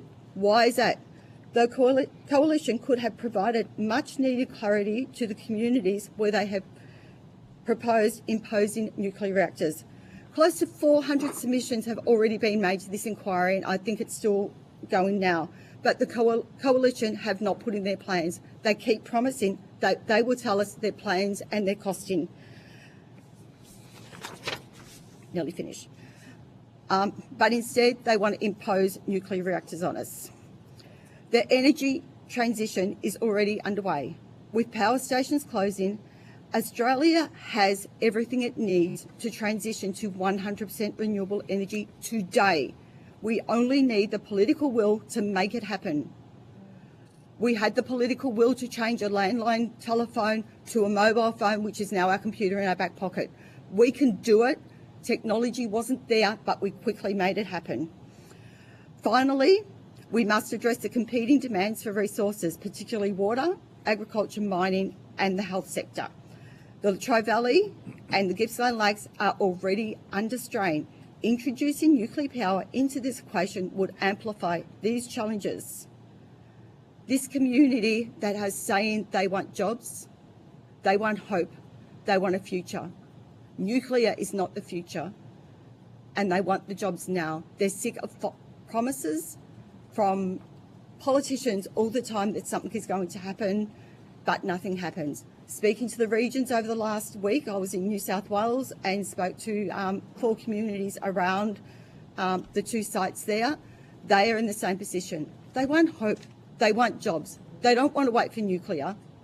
They want a future in renewable energy. Let's work together to make it happen. Thank you. Thank you. Just to add a couple of things. our members are concerned with issues about the time it would take to establish a new industry. Given what we've seen in the area in establishing any kind of new project, it's going to take a long time. So this needs to be looked at very carefully. The other thing that I'd like to just mention is that the people in the region are already engaged in planning for transition from coal-fired power to a circular economy based on renewable energy. And whatever plans are established now, they would be upset by establishing a nuclear industry as well. Nuclear is not being considered as one of the options in a circular economy. That's it. Thank you. Deputy Chair, we'll let you go first on this one. Thank you, Chair. I'll actually defer to Mr Chester, if that's all right. Thank you, Chair. Thank you, Deputy Chair. Just for clarity, the status of the groups that appear before us today, yes to Renewables, Climate Change Network, your roles are paid roles with the organisations? Yeah. I'm not trying to argue, just for clarity, and the Voice of the Valley purely volunteer role? Yes. Understood. In terms of how you become a member of Yes to Renewables, that's through Friends of the Earth? Yeah, that's right. So Friends of the Earth is a member-based organisation, and then you can also become a member of the campaign itself. Yeah. So your organisation's what? How would you describe it? Statewide, national-wide? How would you describe it? Yeah, so it's a campaign part of at state. It's based. The office is based in Melbourne. Friends of the Earth Melbourne predominantly works in Victoria. We also work on national issues. We're also a member of Friends of the Earth Australia, which is a national federation of grassroots environmental groups. And I'm very familiar with Mr McCullen's group. Just to clarify, you're an organisation with industry and government support. Can people join as a member, like a grassroots? Yeah, absolutely. So on our website and through just normal means, they can become a member. Are you able to provide any detail on how many grassroots members you do have? Yeah, sure. Look, there's about, and please, this is just a bit of a guesstimate. It's about 50, I think, currently. Yep. Comes and goes. You know, we have a lot of supporters who turn up to our events. As I said, 800 to the conference. But in terms of members who pay their $15, then we've got about 50. And Voice of the Valley, you're a membership-based organisation, or how do you describe your group? We have to be a membership-based organisation because of the organisation rules, but we don't push membership at all. We've never really pushed membership. We just work with so many people across our own region, probably thousands, and also across other regions. So how many grassroots members would Voice of the Valley have? How do you yeah, qualify? it's really someone push membership. Someone who joins and can vote in an annual general meeting. Yeah, probably about 30. It depends on what happens also in which campaign is running. So when we were doing train stuff, you know, we had people jump in and out. So it just depends on what campaign we're working. So is an annual general meeting each year? Yes. Would it be possible to provide the minutes of the annual general meeting? Absolutely. Thank you. Just in relation to Climate Change Network, Darren, it says on your website, we do not consider nuclear energy a viable option for Gippsland, and you went through reasons around safe to operate water, a green image, and issues around waste. Is it a bit premature for your network to rule it out now, given you've raised issues around social licence, which really go to the heart of what this inquiry is all about? No, I think we can look at. I mean, the question is that if you're introducing a new industry to the region, you've got to see that there's going to be social licence to be able to create that. I think you've quite cleverly suggested that, and right now we can't see that there is that sort of social licence. So the question I've got, and I'm a bit like you, going, well, where's the support for this industry that you're looking at bringing here? Because we know through our renewables journey that Star of the South's been on the ground for the last 5 years, and it has been a tricky journey going through a 5-year thing of encouraging people where it's at, and we're getting to that stage now. You're saying, okay, let's start a new nuclear industry, and I guess the question I've got is how can we you know, how can we guarantee that we're going to get people on board? You know, how you know, is there any viability of this industry when there are legitimate safety concerns, and I think that's reasonable, when there's legitimate concerns about Australia as its experience within the nuclear industry. There's legitimate concerns about how they interact with the local population, and then of course I've mentioned water and other things as well. So just for clarity, has any of your organisations done any research or polling in relation to how you think the community feels about this issue? Like actual independent polling separate from your organisation? Well, although we haven't done any, like, you know, official polling, but, you know, we have people come up to us all the time saying that they don't support nuclear. Look at the conference we had, there was, you know, a number of people who were clearly against nuclear.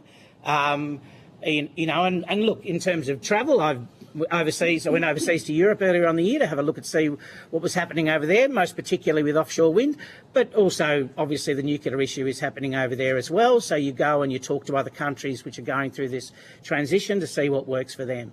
I can see no social licence currently for nuclear here in Gippsland. I mean, you and I have a shared experience in terms of elected roles, and people often come up and raise their opinions, depending on what they think we want to hear. Would it surprise you that the only polling I've seen, independent or otherwise, was 55% support for a nuclear power station in Latrobe Valley, 40% opposed, and the rest undecided? Would that surprise you? Yes, it would actually. It would very much surprise me, and you know, and I'd like to see the details around that. Look, I think also that it's a bit unfair to start talking about things like that when we really haven't got any details on the table about what it would mean. I think there's a difference between the concept of nuclear and there's a plant 7 kilometres up the road from you. It's going to look like this. It's going to be this big. It's going to create this many or whatever. We've got no kind of concept about it. Right now, people are voting with a renewable industry which has got figures on the table, which has got real people in real jobs, and an industry which is, you know, if you don't mind me saying, is a little more than a thought bubble. Yeah, but I guess it goes to the same point, though, with my earlier question where you said on the website, we do not consider nuclear energy a viable option for Gippsland, but you're saying you don't have all the evidence yet. I mean, the point of the inquiry is to try and gather the evidence and to disseminate that and for people to make their... Oh, I totally agree. And that's why I congratulate you for coming down. And my evidence to you is that everybody I talk to tells me that nuclear is not a thing, and that the renewable industry is going strong. There's clear evidence of renewables in Gippsland. There's clear problems with questions about nuclear, which no one's answering. And therefore, I think you would have trouble bringing that energy up. And look, and I agree with Pat's point about climate change, and you know this yourself, Darren. We've had bushfires, we've had storms, we've had floods. Gippsland's had the full gamut. And clearly that's a demonstration of climate change and all of its issues. We're at the cutting edge of that. Plus we've got agricultural producers who are doing it pretty tough. So we need to move rapidly into and transition out of coal-fired power. I cannot see that we're going to be able to roll out this nuclear industry in any conceivable time. So as you describe it, and I, for the record, do support large-scale renewables. Oh, I know you do. Market, I do. And I didn't suggest you went, but I thought let's clarify. No, I'm sorry if I implied. No, you didn't, Darren. No worries. You and I can argue with each other in our spare time. We'll catch up at the beach and lakes entrance. The question I've got though, and one that troubles me, and I'll throw it to the witnesses. If you believe every bit of analysis and forecasts for more extreme weather events occurring more regularly in the future, why would you support a system which is 100% weather dependent? Because it's distributed. So if you have a nuclear plant in a place, like the power stations, New South Wales, as I said, I was there at the end of the week when most of their power was off and they were talking about, you know, critical moments of not having energy. It's based in one area and does one job. Renewable energy is independent. It can actually feed from different areas, so you don't lose whole areas. But also, it can go one step further. Communities can be involved in it, build microgrids that actually support the grid when the grid is down. They can actually control some of the energy themselves, as homes can. So the evidence... Can I go back to that other question? Yep. We have done some polling. We did some polling in 2019. Can't remember the results. We've also walked the streets quite often. We've spent time talking to people outside of your office. The day of the announcement, I went over to the op shop just across the road from your office, nearly, down a bit. And the old people there were saying, oh yes, I did an interview with someone that came in and asked whether I would interview TV. Didn't know what TV he was going to be on. He said, we don't want nuclear, and I'm going to leave town if we have nuclear. The other older lady in the shop, so they were older than me, said, oh yeah, I'm going to leave too. And all my thoughts are, well, nuclear wouldn't even be there while you're still alive, which was not being nasty, but they talk on the street. They're talking to people on the street. So we don't have this is how many people we've spoken to and this is what they said, but we know that people don't support nuclear, and a lot that do support it because they might go from a power station job to a nuclear job. They want jobs. It doesn't matter whether it's nuclear or renewable energy. So would you say, thanks, Chair, would you say that Voices of the Valley can speak with authority for the majority of the Latrobe Valley community, given you don't have a large grassroots membership? We for a variety of people, we can definitely speak for. We don't speak for everybody, and we want everybody to have their own voices as well. Now the question was, would you say you speak for a majority of the people? No, I won't say majority, okay. But I will also say that we do speak to people on the street. We've done lots of door knocking, speaking to people, and we've also walked the streets and speaking to people. Thank you. Thank you, Mr. Chester. Ms. Mascarenhas.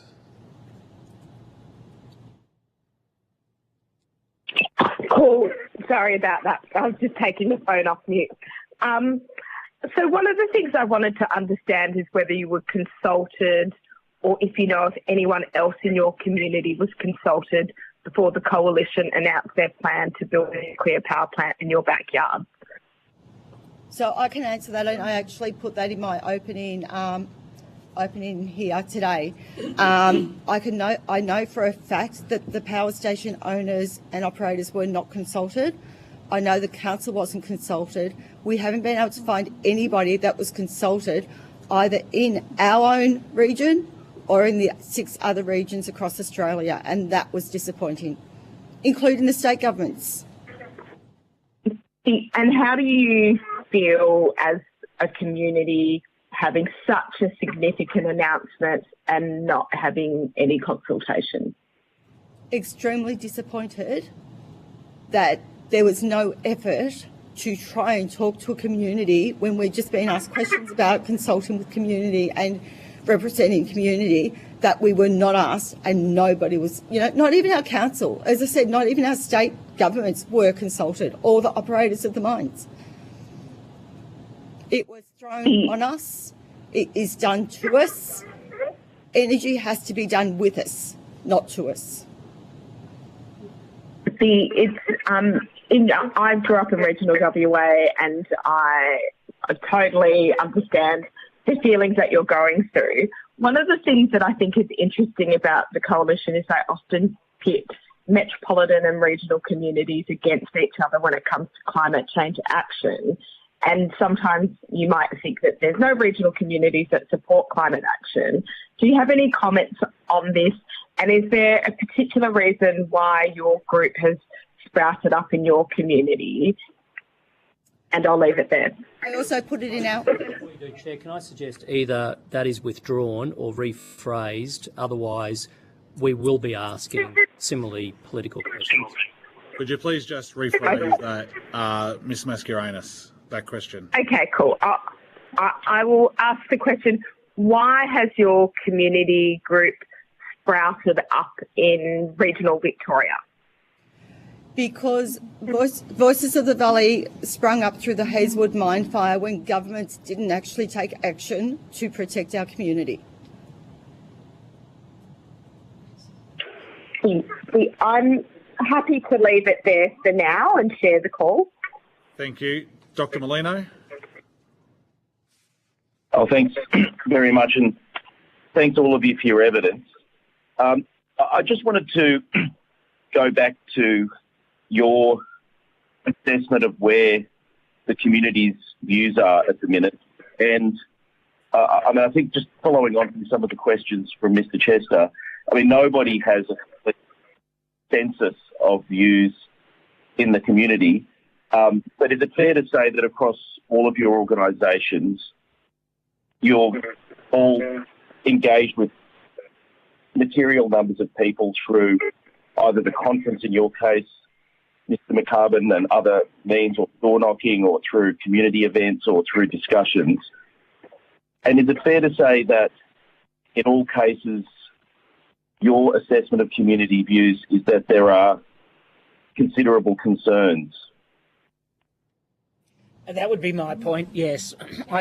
I hear a number of people are quite anxious about it. A number of people are wondering what it's going to mean to their community. They're interested in finding out more information, I will say. But there's obviously a lot of questions, as I've mentioned, that people are very concerned about. I mean, also particularly in regards to the legality of it, also particularly about the rehabilitation of the mine sites. And understand where this has been placed. There's an active mine site at which they're looking at rehabilitation, and so people are asking how this affects the rehabilitation of the mine site down the track. So I will say to you that people are very concerned about this. It has caused divisions in our community, and quite some considerable angst. And is it fair to say that given that there are considerable concerns and questions, that the community would expect very careful and detailed consultation? Oh, absolutely. I mean, look, this is a very illiterate community in terms of energy. We're very fortunate that we've been part of energy generation since the 1930s, and we're very proud of that. People should be very proud about contributing to the manufacturing heart of this state and indeed this country. We don't shy away from that.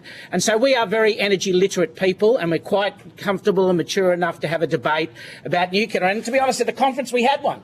But people are concerned. They're worried that there's nothing on the table. They don't know what it looks like. They don't know, exactly how it's going to go. And as I said, there's issues in regard to water, to safety, to the way it affects our image and the way that the waste is going to be treated. So I do think we need far, far more details to be able to have a legitimate debate about this. And can I just can I answer your question as well? Sorry, you go. Yeah, so we're working with I've been working with the 7 regions across Australia that have been fantasised for nuclear. I guess that's a way of saying it.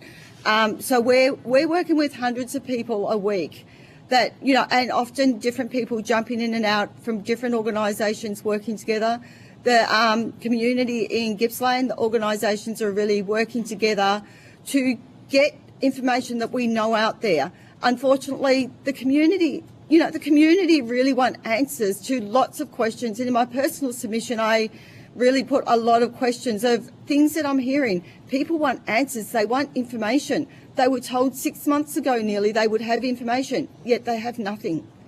Final question, Dr. Molino. Sure. So a number of sites have been nominated as part of the opposition policy. So how would you feel about any consultation process if those sites were set and firm? Would you want that consultation process to be able to express community opposition and basically to put the community in a position where they could reject or veto having such a nuclear plant put in their backyard? I'd be really sceptical with the consultation on nuclear now in communities when we've heard from the coalition that they will consult with us and tell us about nuclear for 2.5 years, then they would put nuclear in whether we liked it or not, and we would have no right to veto. This community is well informed. This community wants to engage. They are engaging really good with the offshore wind organisations and all the other renewable energy projects in Gippsland, across Gippsland. It's a well-connected community. It's an energised community. They want answers. Thank you, Dr. Molino. Thanks very much. Thank you, Chair. Thanks very much for being here today. You've raised several issues of concern. Do you agree that it would be important to have an independent group of experts to do a comprehensive feasibility study to inform any decision to be made about a nuclear power plant? No, I don't think we need to have an independent discussion. We don't need a discussion. We're slowing the rollout of renewable energy. We're slowing the investment in our Gippsland region and other regions in renewable energy. We don't need a conversation. Let's have take the political game out of energy, and let's support what we're going down the path right now. As I said, renewable energy can do it. We need all parties to actually make sure that we push harder. In fact, some information that I did find out this week is we have built the size of 6 nuclear reactors in the last 6 years in renewable energy. 6 years, the amount of energy to power 6 nuclear reactors. So, Ms. Let's Farmer, support the renewable energy rollout, stop confusing the market and the investment that is here right now that Darren's very aware of. So I'm a little bit confused at this point, and I wonder if you can help me out. Coalition's policy, which has been openly commented on, is to have a comprehensive site characterisation study, full feasibility study, done by an independent nuclear energy coordinating authority. During that time, there would also be a comprehensive community engagement study which would empower the local community to identify what the key issues are that they want to get reports done on. Those reports would not be done by politicians, they'll be done by independent bodies. What I've heard from you today and others on this panel is the need to have these issues explored, is the need for community engagement. And where I'm confused is your response there was, now you're saying you don't think there needs to be a conversation. Nuclear, no. Nuclear does not need to be part of the Australian power.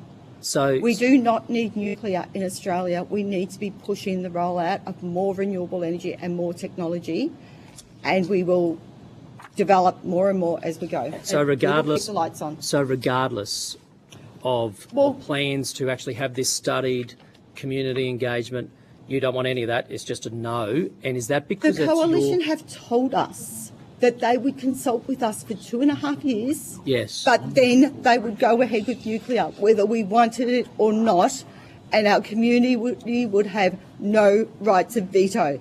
How can we trust the coalition to have an independent study when you say a proposal? Where's the proposal? Our community has not seen a proposal. Our community has not seen a plan. Our community has seen words that I've just said. Just a moment, please. Just to, with all due respect, correct what you just said about the coalition's position. The coalition's position is that any ultimate decision to be made must be informed by 3 things. Firstly, a detailed feasibility study, a site characterisation study done by an independent nuclear energy coordinating authority that has all of the qualifications, all of the expertise to undertake such a study. Secondly, what's in the national interest. Thirdly, what's in the community's interest, with the community's interest taking particular account for the economic, social and environmental impacts on the local community. That is the coalition's position. So are you not saying then that it was said that they would consult for 2.5 years, that they would have no right to veto, that they would just do to us? Because that is actually what has been said. I've seen the media come out of the mouth of politicians. So, Mrs. Farmer, this community, to answer your question, we've been clear there would be several work streams happening concurrently at the same time. While there is a detailed feasibility study undertaken at each site, there would also be a community engagement process which would be wrapped around the concept of a community partnership, which would be a signed agreement that would outline how that engagement takes place to empower the local community. A third work stream would be the negotiation of a regional deal focusing on transport, community and public service priorities for the community. And another work stream again would be to work with the community on creating an integrated economic development zone to attract investment. And our policy looks at including renewables energy, working with renewables energy. So just to answer your question, so let me now ask you a question now that I've clarified that. Do I get I'm sorry, can I ask the question, sir, if that's all right? Mrs. Farmer, given that is the Coalition's approach, detailed feasibility, community engagement for up to 2.5 years, a regional deal, so there are benefits for the region, and an integrated economic development zone. Compared to other like projects that have been proposed for this community, including the ones that you support, major renewable projects, can you name any project that such a comprehensive approach has been undertaken in terms of community engagement, feasibility, benefits for the community, and attracting any sort of industrial zone? It's not my job to actually name those, but I have listened to CSIRO, AEMO and the likes, the experts in energy who have actually said that nuclear will increase our prices. I'm aware of the risks of nuclear. And in terms of my question with respect, my question was, have you heard of any project that actually has gone through such a comprehensive approach? I think the renewable energy industry are working like that right now. Okay, thank you very much. Thank you, Chair. Look, I'd just like to congratulate Mr O'Brien for recognising that we don't have the science, recognising that we need a work plan, recognising that we need 2.5 years of consultation.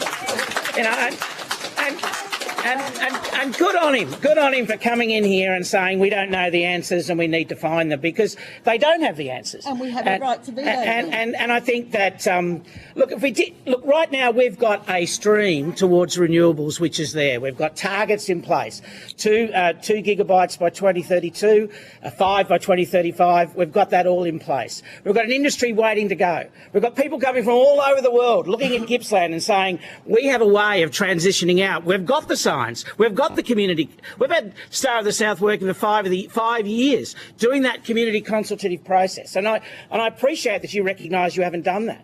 So we're ready to go, and putting things off for 2.5 years to have work plan after work plan after work plan is not a solution for jobs and growth within our region. Thank you very much. Thank you very much. Can we please just make sure that the audience behind is being respectful to the witnesses and to us up here, please? So if we could please just hold on the clapping and the applause, please. That would be very, very helpful to the inquiry. Thank you, and thank you for your time today. Unfortunately, we've run out of time. If you've been asked to provide any additional information, including questions on notice, please forward it to the Secretariat by Friday the 20th of December 2024. Please note the responses to questions on notice will be published on the website as submissions to the inquiry. You will be sent a copy of the transcript of your evidence to assist you when answering questions taken on notice today, and you'll have the opportunity to request corrections to transcription errors. Thank you very much. Thank you. Thank you very much. Thank you, guys.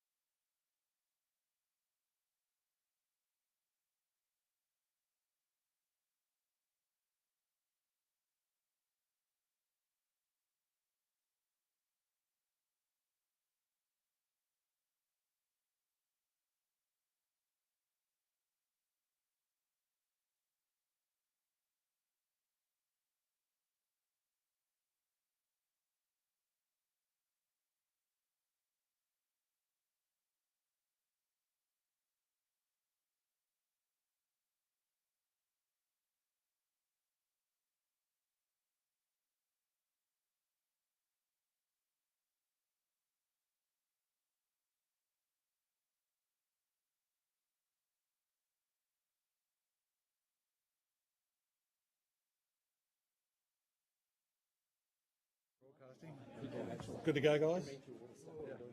I declare the reopening of the meeting today on nuclear energy. I now welcome Latrobe City Business Chamber to give evidence today. For the Hansard record, would you please state your name and the capacity in which you appear before the committee on? Just hang on. Would we just be able to have a little bit of quiet down the back there, please? We're just getting the hearing going again.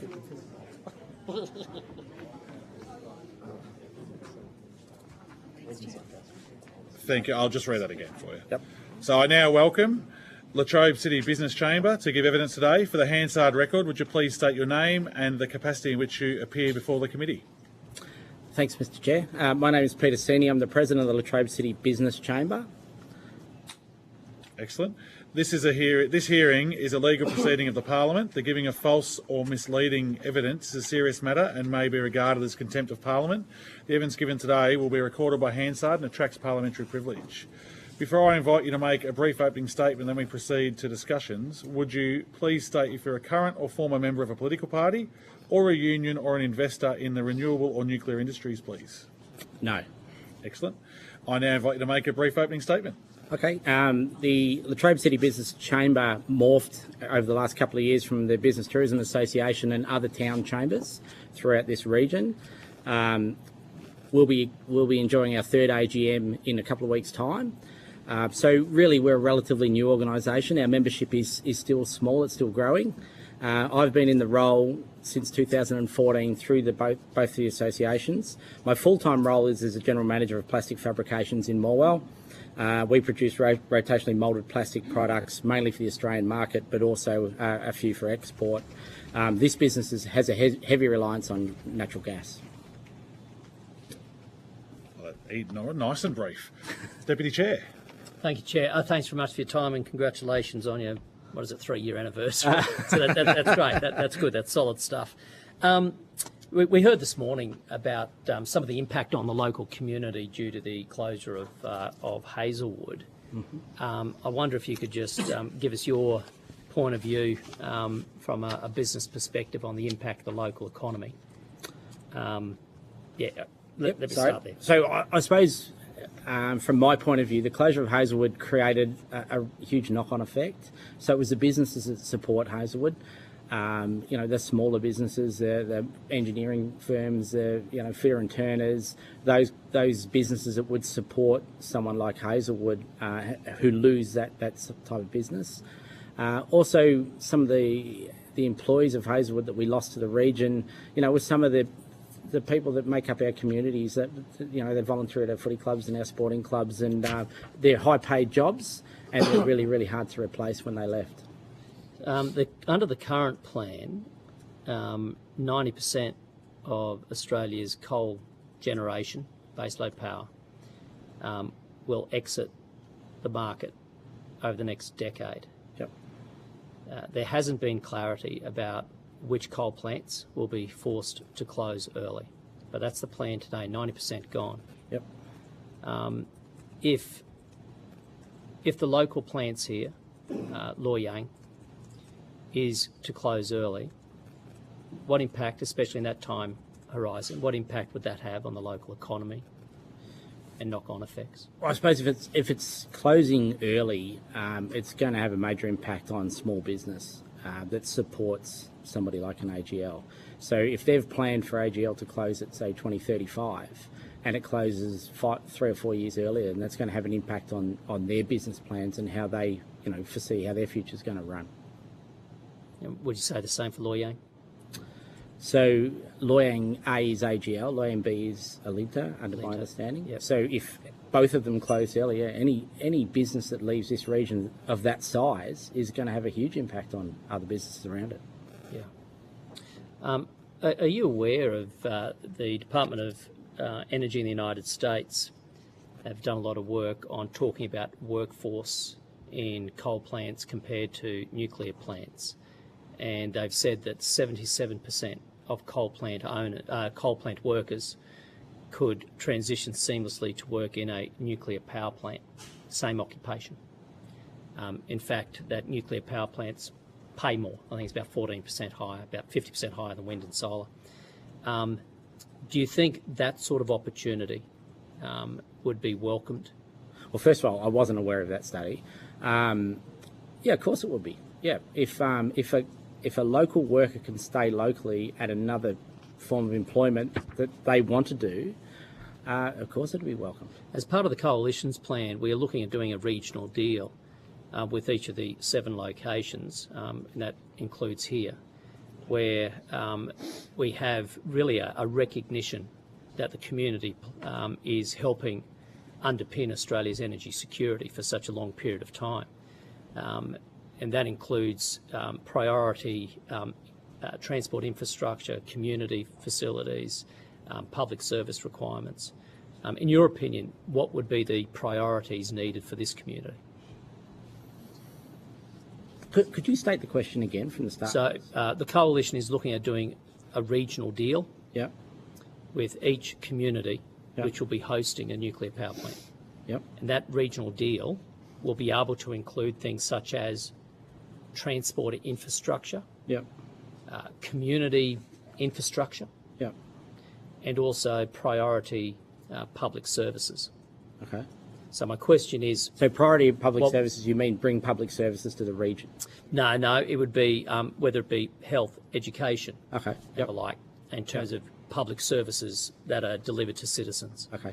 Across those, what do you think some of the key priorities of need would be for this community? One of our key priorities is transport. I think having a better rail line to and from Melbourne would be a really high priority for this region.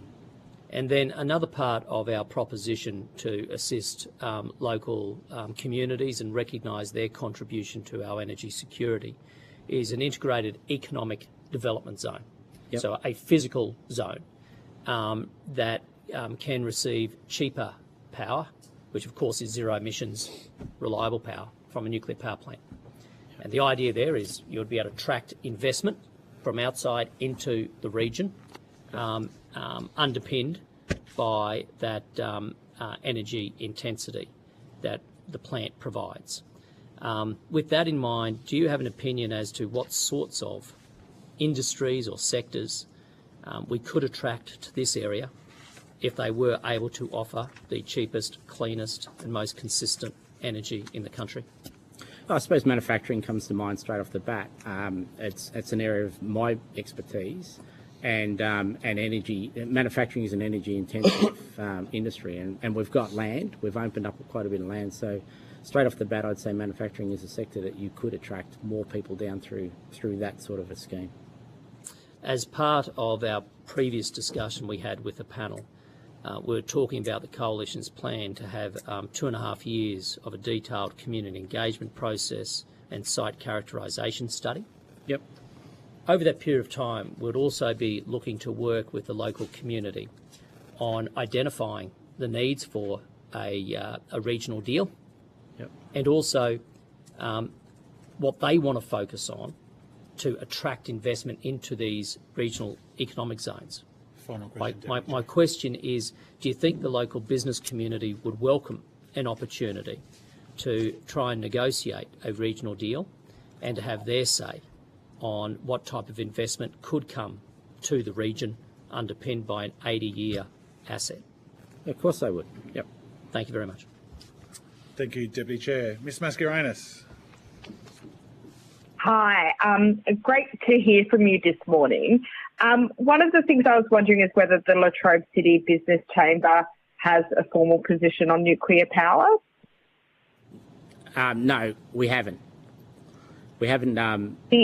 Our membership base is wide and varied, and like the community, they all have different opinions, and our members have the same. So we haven't actually reached a formalised view on where we want to stand with it. Do you have a feel for whether many businesses have entered into power purchase agreements with renewable energy operators? No, I don't, sorry. And I understand that your business uses quite a lot of gas. Is that for heating purposes, or I'd be curious to understand what you're using gas for?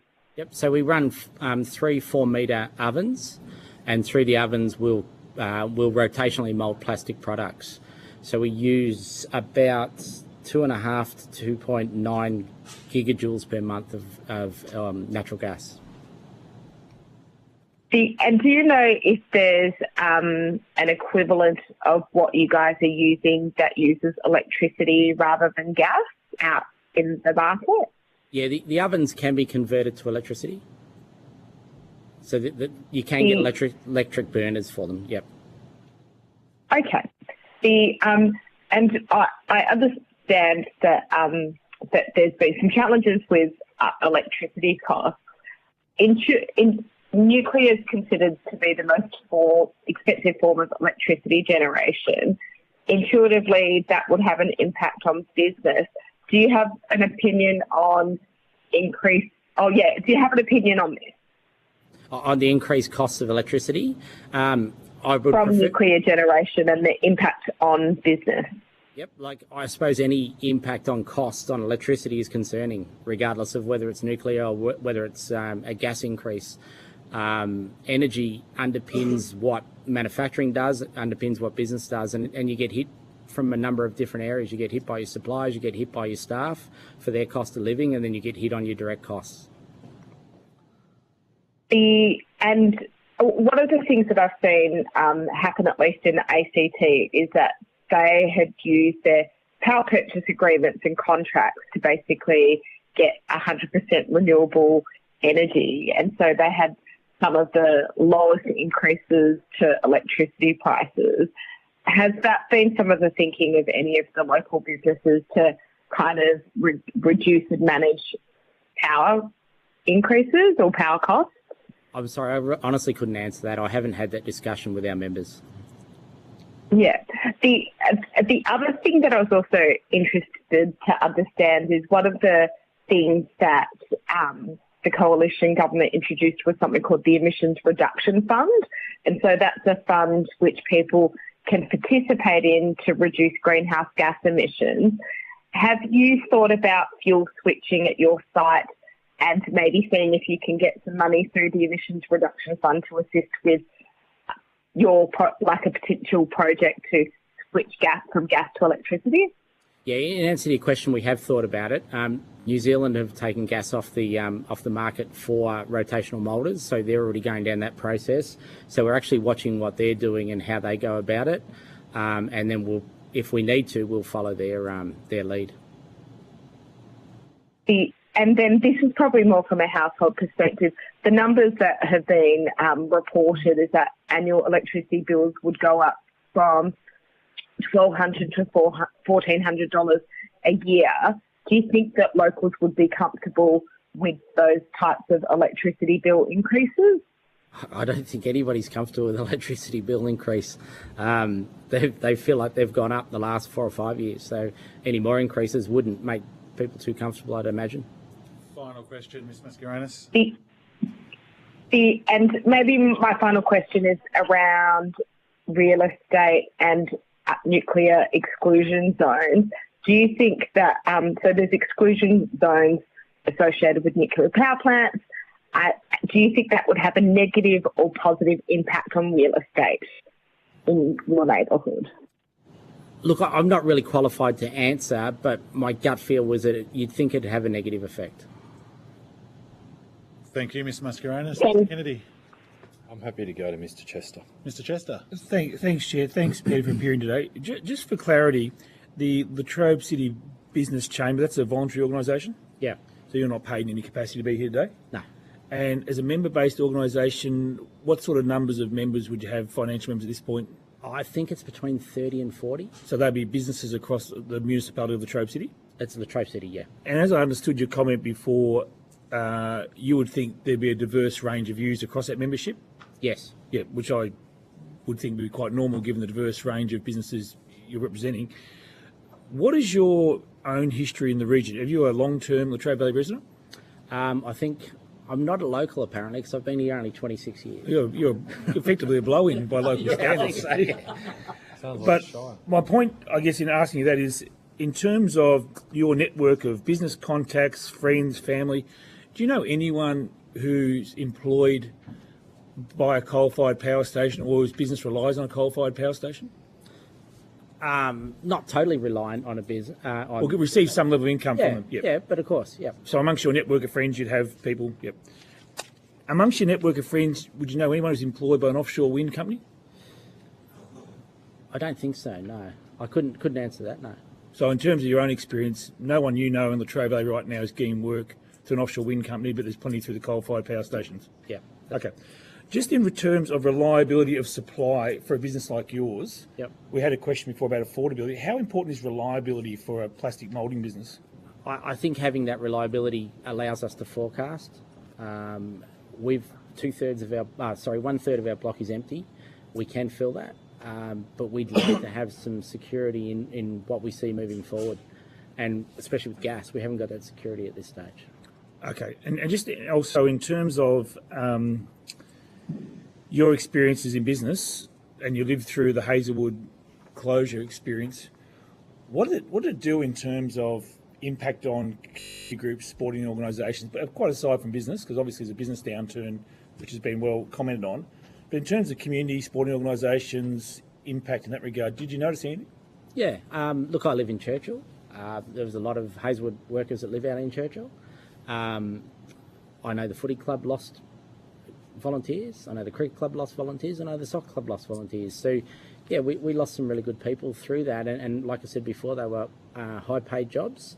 They're people that commit and they support the local associations, and not having them hurt. Yep. And at the risk of putting words in your own mouth, would you say your attitude to the proposed nuclear power station is one of being open-minded? Yeah, I am open-minded about it. I welcome the discussion because I fear that we don't have enough discussion about our future energy at the moment. So also then in terms of the chamber and your broader network of friends, would it be your view that most of them would be open to further discussion, more information, or do you think most of your friends have a closed view, one way or the other, or are they still looking for more information? I think there's a good chunk of them that would have an open mind, but there are some that have made up their mind already, and they've sat either side of the fence. Yep, split either side. Yeah, it's an even split. Yeah. Yep, okay. The evidence we've heard this morning in some parts has been from people who have a very firm view, yep, and they will not be convinced either way. Yep. Are there factors like job reliability or energy security or issues around timing and safety? Are they the main areas that your network of contacts or businesses are raising with you? Look, possibly not. Possibly it's just lack of knowledge. Most of us don't really know a lot about nuclear and what it brings. The concerns are, energy security in the future. The concerns are we will lose a lot of jobs for the area, and the concerns are that it'll have a big impact on the area. But the other concern is safety and the timeliness and the marketing that it's going to cost more than it's worth. So, thanks, Chair. Thank you, Mr. Burnell. Thank you, Chair, and thank you for providing evidence today, Mr. Sini. I just wanted to, and forgive me if these have been asked earlier. I am interested to understand how many businesses make up the business chamber. I think it's between 30 or 40. Right. Around that number. I should know that, and I apologise for not. No, that's okay. No, and I'm just interested to understand, has the business chamber been approached by any proponents for nuclear energy to discuss the opportunities in the region? Yes. They have? Yeah. Who would they be? I can't tell you who they were. We rejected the offer because we didn't have enough time to go to our membership base to ask their opinion. Right. But we were asked, it would be about 6 weeks ago. Maybe. About 6 weeks ago, right. Maybe, yeah. Is that something you could provide us on notes? For later, yeah. Yep, okay, fantastic. I'm also just interested to understand what the level of engagement you've had with the broader business community and through the chamber. Has that been something you've gone and actively pursued, that consultation with the business community in the Latrobe Valley? We sent out an email once we were invited to this event to try to get some opinions back. I'll be honest with you, I didn't get a lot back. Right. Yeah. Okay. The last part of my questioning really goes to the scheduled timeline around the closure of Loy Yang A, I think is the one that's due to close first, if I'm right. Loy Yang A, 2035. Now that site, correct me if I'm wrong, operated by AGL, is currently 2.21 gigawatts of power generation, scheduled to close by 2035. That represents 66% of the Latrobe Valley's power generation. That's fair to say? Yep. I'll take your word for it. Okay. And then the second closure, which is Loy Yang B, operated by Chowtail Fook and Alinta Energy, that's due to close by 2047. That's 1.07 gigawatt, or 33% of the energy power generation. My question is that, based on the evidence that we've heard over the last month and a half or so, that there is speculation that it's going to take as soon as 10 years by the opposition under their policy document, but out to 20-25 years. Is there concern in the business community if it takes longer than the proposed timeline that's been put down by the opposition, and that this area is nominated as one of the first two sites to be undertaken for the potential power generation site, nuclear power generation sites? If there is a timeline gap between the closure of Loy Yang A, which is 66% of the market share power generation here locally, that you won't be able to meet your power generation needs for the area. If that's not met by, the same say, as power generation like renewables. It's the same concern we have right now with AGL closing in 2035 full stop under the current policy. Will we meet our requirements in the future? So it's the exact same concern. And being someone from business, do you agree with, or do you think that it's fair that compulsory acquisition can take place to acquire land and to change a direction against the wish of that business that may run a site? I'm going to be honest with you, I don't really have an opinion on it because it's the first time anyone's ever asked me that question. So I've not thought about it. If someone came to you and said that they're going to compulsory acquire your business, how would you feel? I do know a farmer that had his land acquired through Hazelwood when they were doing I think it was a north build. And then they closed Hazelwood, and I'm not sure where he's at with getting his land back. And I felt that was a little bit unfair. Okay. Thank you, Chair. Thank you. Mr. Kennedy, do you have anything you'd like to just go on with before I go to a couple of questions? No, you go for it. You go for it. All right, thank you. Thank you for coming today, Peter. Great to have you here, and good to have tradies here too. So I think that's fantastic, and keep up the good work. My question is sort of along where Mr. Burnell was going as well.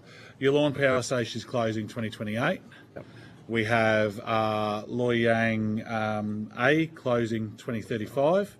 And these are businesses that are making those decisions to close them. And then you have Loy Yang B in 2047 being chosen to be closed down then by the business. And that's the time frame at this stage. We've heard through the inquiry so far that being able to have a nuclear power station by 2035 to 2037, if this is one of the sites that are chosen first to have a nuclear power station built, because it's one of 7 around Australia, what happens to the workers in between now and then, if it's 2035 and they can transition across? What happens if it takes longer? Through some of the people we've been speaking to, it's going to take 8 to 10 years just to get the legislative requirements done. Then it's going to go to the consultation period of the 2.5 years. Then you've got to get the states and territories on board. If federally we change it and change the ban, you've got to get the states and territories on board. And then the time frame of building it, which is anywhere from 10 to 12 years. What happens to the workforce if that gets pushed out to the mid-2040s to 2050? It's probably not a question I can answer, but I'd imagine that whoever the investor is, if it was my business and I needed to keep that workforce, then I'd try to have some sort of plan in place where I could either put them at another location or put them to work locally. Alternately, you would potentially lose that workforce as they would seek employment elsewhere. Yep. And do you think that would be helpful for this area? Losing anyone is not helpful for this area. Yep. Thank you. And since you've been invited to come and speak to us, I'm sure you've done a little bit of research on the nuclear industry, and since you've been in, I haven't actually. I haven't. Oh, good work. Sorry. Well, in your opinion as a business owner, seeing how long projects take to do, and you have moulds made, I'm sure, and things like that through it. I'm an ex-tool maker, so I understand how moulds work and that sort of stuff. The delays in just getting new moulding equipment and things like that, could you see that this would actually be done in the time frame of 2035 to 2037? I'm going to be honest with you, I don't have a lot of confidence in government meeting build requirements. Yep. So. Thank you. That's excellent. Well, I'm glad to see you got confidence in all of us. Thank you. And we have, and as all sides of government are here, we can definitely say that sometimes we haven't been on board with getting things done in a timely manner. So we will definitely endure to do much better there. And it doesn't matter who's in government at the time. We will always try and do better there. I agree. But thank you for your time today. Thank you for coming to give evidence. If you have been asked to provide any additional information, including questions on notice, please forward it to the Secretariat by the 20th of December 2024. And please note that responses to questions on notice will be published on the website as submissions to the inquiry. You'll be sent a copy of the transcript of your evidence to assist you with answering questions taken on notice today, and you'll have an opportunity to request corrections to transcription errors. Thank you very much for appearing. Cheers. Thank you. Thanks very much. And thank you for making us laugh too.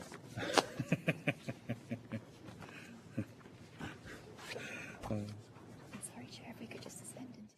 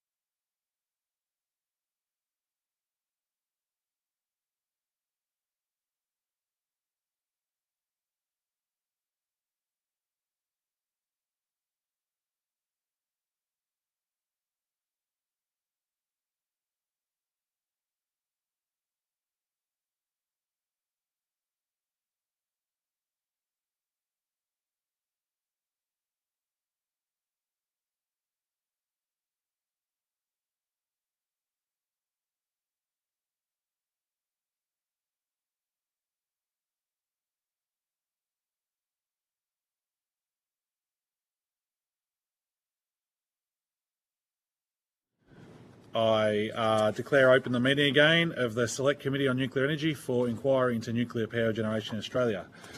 And now welcome Mr. David Packham and Mr. Gregory Dwyer to give evidence today. For the Hansard record, would you please state your name and capacity in which you appear before the committee?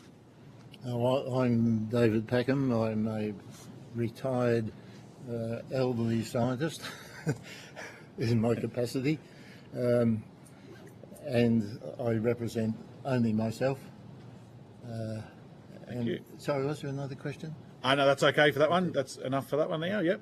Yeah, my name is Gregory Dyer. I'm a qualified civil structural engineer, registered building practitioner, and I'm speaking on behalf of myself. I'll be discussing issues on the structural integrity and geology of the area. Thank you. This hearing is a legal proceeding of the Parliament. The giving of false or misleading evidence is a serious matter and may be regarded as contempt of Parliament. The evidence given today will be recorded by Hansard and attracts parliamentary privilege. Before I invite you to make a brief opening statement and then we proceed to discussions, would you please state if you're a current or former member of a political party or a union or an investor in Renewable or the nuclear industry, please? Yes, in 1965 I was a member of the Labor Party for 1 year as a result of the dismissal. Okay. And I'm not a member of any party now. Thank you. I'm not currently a member of any party or union. I will say that 35 years ago, I was a shop member for the engineers in the local council I worked in, and I have worked on a wind farm down at Traralgon doing the geological investigation for that. Thank you. I now invite you to both make a brief opening statement. We'll start with you, Mr. Packham. Yes, I have for some 65 years been involved in science, and I'm an applied scientist, which means that we are expected to tackle a problem, find an answer, use the science that's all around us, and we cannot ever use the excuse, well, I'm sorry, we can't give you an answer for 30 years because we have to do the work. Now, I do remind you that the great Albert Einstein spent the last 30 years of his life unable to solve his last mathematical problem. So, and I do not apologise for having a few letters after my name, and I'm terribly proud to have been awarded a Order of Australia for work in the bushfire area. Now, that has taken me into an area where I've always maintained an interest, a vague interest, and I can claim to have an elementary knowledge of physics, of nuclear physics and nuclear chemistry. It's very elementary because I found it pretty difficult when I was doing my Chem 1 and later chemistry studies. But the interest was there. I do know what an electron, proton and neutron is. So when I retired from science, in the Bureau of Meteorology actually, we started a vineyard and winery just over the road, and Ettore Zanella was the original owner of this, and we made a lot of wine together of this place here, so it's nice to be here. And then after 15 years of making wine, which was the greatest fun I've ever had, we found that when we did an economic study that we were earning 35 cents an hour and the wine industry was no longer a problem. So despite the fun, and we were not getting any younger, we decided to come into town. Into town is just, it depends how you measure, and details can be important. If you measure our distance from the power stations to where we live in the delightfully named Shakespeare Street, we find that we are about 8 to 10 kilometres. If we go from the border of the power station land, we're probably about 5k. We're due north, and so I'd always thought, well, what happens when the coal stations go, and if there went a nuclear one there, I'd better find out something about this whole issue. I was asked by our local newspaper, the Latrobe Valley Express, which has been doing a wonderful job on putting both sides of the nuclear argument to air in a very rational fashion, and would I pass an opinion? I had to think about that for a while, because I thought, I'm not a nuclear expert, but I know about thermodynamics, fluid dynamics, I know about meteorology, in some cases a little bit, in other cases a lot. So I had also been in visually contact with 3 Mile Island, and when I first saw that, I was very surprised that it looked perfect. And I'd also, a couple of years ago, when I received an international prize and had to go to Boston, taken through a tour through MIT. MIT, the Massachusetts Institute of Technology, is one of the biggest universities in the world. It's about the size in Boston of about the Melbourne CBD. It is big. The tour guide said, if you look down this laneway here in the centre of the university, you will see their nuclear power station. And it had turned out to be one of the very early nuclear reactors in the world. In 1954 it was started, in 1958 it was commissioned. It has been a centre of nuclear education, trials, research, medical power, everything. It was interesting also to find out that our Lucas Heights reactor was started in 1954 and was commissioned in 1958, and like Boston, has been going flawlessly ever since. So here is a few questions. Is it dangerous? Is it not? So when I was asked, I then had to get into the literature to find out as much as I can. Now, I will claim to have legally investigative capabilities. As an expert witness in almost every level of court in Australia, you are very often challenged to your expertise. One of the questions usually is, are you an investigator? Yes. Do you have a certificate? No. But the scientific method, which I apply with great rigour, the criminal investigation, a medical diagnosis, the question about nuclear power, they all require the same method of investigation. You put up your hypotheses, you look for the facts, and you cross out the ones that don't work, and you take a greater interest in the ones that do stand. I'm driven immensely by the wonderful statement from Professor Richard Feynman, who is a Nobel Prize winner, who has done so many things, and one of the big jobs he had was in the time that the Americans were wondering whether they would develop a nuclear weapon. He was tasked with the request, find out whether it would start a chain reaction that would explode the whole world. And his mathematics said no, so they said, we'll go with that. His statement was, and I think this is a really very important statement, for a successful technology, reality must take precedence over public relations, for nature cannot be fooled. Now that's what we're dealing with here. So I then decided, what are the big issues? In my mind, safety was the first one. Is nuclear power safe? The cost of doing it. The capability, can we do it?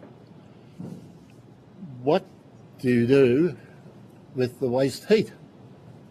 And what is the economics of the power that is produced and the costs that go? Well, when I looked at, and my strategy was to dive in as far as I can. Now, one of the problems in Australia with looking into the literature is that it's not accessible really to retired people, retired school teachers, of which have a large mental capacity in these sorts of academic areas. As distinct from in America, for example, where any science that is done by government money must be available to all the population, which now with the internet we can get access to. So I have access to the government research in America, but not in Australia. I can't anymore, even though I had 20 years in CSIRO, get free academic style on the computer access into the Australian government literature. And I can't get access if I was in a university or attached to a university. I could. I can't get access into the general scientific literature because some papers you might find don't turn out to be that useful to you, but you've still paid your $50 to get them. So there is a broad issue here. Now, I won't go into arguments for my conclusions. My conclusions are in my submission. And very briefly, as far as I could find out, the safety is amazing. And I have been in NASA, I've been in and stayed with some of the astronauts, and I understand what NASA does about safety. And I can see that Australia can hold its head up terribly high in that area. So I'm totally convinced that I would be quite content to live at the boundary of a nuclear station. Thank you, Mr. Packham. Mr. Dyer. Yes, I'll start off by saying, okay, I'm a qualified civil structural engineer, 40 years experience. I'm a registered building practitioner, which means I'm able to investigate, design and sign off on engineering structures within the state of Victoria. In my career, I've worked with the former SEC when they were building the Loy Yang A. I've actually been inside the chimney of the Loy Yang A doing tests down the hole to see how deep the water was and whatever else. So I'm very familiar with the sites. I've also designed many structures in the area, from small to large, and that includes structures that are in either the Loy Yang site, down at the old Hazelwood site, at the briquette factory, the coal bunker and whatever else down there. I'm very familiar with the area and the geology of the area. The things that I'm going to talk about, and it's discussed in my submission number 221, is that there are a number of issues that need to be addressed before you even think about putting a nuclear power station on an existing site. They include things with regard to the existing infrastructure. Now, I've heard comments saying that they're going to use existing infrastructure. We don't know what they're going to use, but I'd be very sceptical about using any of the existing buildings down there because they are, from my experience, most of the buildings have been sitting there for a number of years, 30, 40 years, since the Loy Yang A was completed. It's in an environment which is very, very moist, a lot of smoke coming out the chimneys mixed with that moisture producing acid rain. That acid rain gets into concrete structures. If you look at the chimneys and the cooling towers there, they are reinforced concrete. The process is a time-dependent thing. You can check with that with the Cement and Concrete Association, and they can give you more information on that if you want to. But from my learnings of it is that it's only a matter of time before the corrosive ions get to the reinforcing steel and then your concrete cancer starts. Now, concrete cancer is like cancer in a human. It's eating away from the inside. You don't see it, but it's there. It's active. Now, I know from my investigations that Loy Yang A has already had significant issues with concrete cancer. They've had remedial works done in 2015, How active and how good that was, we don't know, without doing a proper investigation of it. But I would suggest if you're going to use any of that infrastructure, you do a really, really good audit, because it has got to last for the next 70 years at least. And from my experience with the environment down here, most of the structures don't last that long. I've got other information that I will submit to you with regard to that. I presume I've been given a link to post it in there, but there will be numbers 1 and 2. Number 1 relates to the works that were done at Loy Yang A with regard to issues including cracking of the top ring of the 120 metre high cooling towers, spalling concrete and corroded support, structural support braces, expansion joints and external cladding. They were all done back in 2015. It's quite openly available on the internet if you want to go and have a look at it. I weren't personally involved with it, but it's one that is quite easily accessible. The second thing, submission 2 is actually a recent building that I investigated, reinforced concrete, built about 70 years ago. When I first got there, they said, I've got a bit of cracking in the top of the wall, this parapet wall. What do you think? And my first impression was, looking down at reinforced concrete. Reinforced concrete that is now corroded, and the crack is extending down there. The part of my request to the owners was we get the builder in and we actually expose that wall to see what's happening inside it. And what I found was, when we did expose it, and that'll be in the photos that I'll send through to you, that it was worse the further down you went into the wall. Where it was a 10mm gap or 5mm gap at the top, it was 20 or 30 millimetres wide. The reinforcing steel had delaminated away from the concrete, and if you know anything about structures, reinforced concrete relies on the steel and the concrete working integrally together. Without it, you've just got a bunch of loose concrete sitting there and a bit of steel stuck in the middle of it. Doesn't work structurally. This will be applicable to, and I've done, God knows how many structural designs and inspections I've done around the area, but I've been out to APM, I've been down into the small open cut and things like that. They are riddled with corrosion. They are riddled, the buildings down there, riddled with corrosion. You do not touch any of them. You bulldoze the lot if you're going to build something there, okay? My professional advice, free advice. The second thing that I will deal with is to do with the geology of the area. Now, in my submission, I presented a number of, or a couple of maps, geological maps of the area.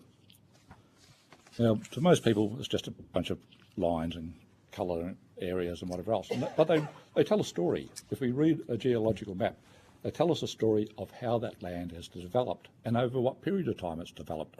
This is given ages of the soils. The Strzelecki's out there to the south of us were formed under the sea. We know that because there's fish fossils being found over Coonwarra. We know it because it's a sandstone. You don't get sandstone down in a swamp. Okay? It has now been formed up to 700 metres above sea level. That takes a heck of a lot of structural geological action. Now, I was talking to my friend here before about the actions that have been occurring on the Australian continent. We are being compressed by the Pacific Plate specifically, and it meets pretty well over near New Zealand across the pond. The actions of that is also compressing the whole of the eastern coast of Australia, plus other parts of Australia. When Loy Yang A was built back in the, started in 1975, finished in 1984, we didn't have an earthquake code until 1979, AS 2121. Very basic, there was a couple of pages and no one really took much notice of it. I doubt very much if the actual design for Loy Yang A was ever taken into consideration geology. It wasn't until after we had there's a series of earthquakes, one over at Meckering in Western Australia, there's a group of 3 in Tennant Creek in Northern Territory, and another major one at Newcastle, that the engineers and the geologists in Australia thought, oh, we better look into this. And they did. And they produced a code, but not until 1991, after most of the power stations. So what I'm telling you here probably applies to most of the other power stations that you're talking about. You know, Queensland, New South Wales, Victoria, South Australia. South Australia, Port Augusta, you have a look at the geological maps there, and you go into Geoscience Australia, it shows earthquake-prone areas. These are areas where we expect to get large-scale earthquakes. Geoscience Australia tells us that we can expect up to a magnitude 7 earthquake. Now, to put that in perspective, Newcastle, 5.4. Christchurch, 6.3. The amount of damage that they did, the earthquake that we had only a little while ago, about a year or so ago, up at Woods Point, felt from pretty well down in Tasmania all the way up to Canberra and to Sydney. But actually 120 kilometres away in Melbourne, facades were falling off buildings, the actions that are occurring to it. These actions, and they multiply through softer soils, softer clays, like you get underneath the Latrobe Valley, underneath Loy Yang, they amplify, they get more. Imagine a bowl of jelly and you give it a shake. You get big waves coming through it. What that does to the geology of that site is that any structures that are there are being weakened. You mightn't see it, they mightn't have collapsed, but it will be weakening them because it will open up cracks, it will open up things in reinforced concrete. These are things you have to get professional, experienced investigations on. It's not something, it's not if, maybe, must. This is a safety thing. You're talking about people's lives, many people's lives. One of the things we were told was, as an engineer, you are dealing with things that can affect hundreds of people's lives. You take it very, very seriously. Thank you, Mr. Dwyer. And we've got Thomas Dwyer here now. I'll just get you to introduce yourself and I'll read through the little thing. I now welcome McAllister Customer Consultative Community Southern Rural Water to give evidence today. For the Hansard record, would you please state your name and capacity which you appear before the committee? G'day and thank you. My name is Thomas Dwyer. I'm an MCCC member representing all the McAllister District dairy farmers across that river and the Gurno-Kurno traditional land and owners. Excellent.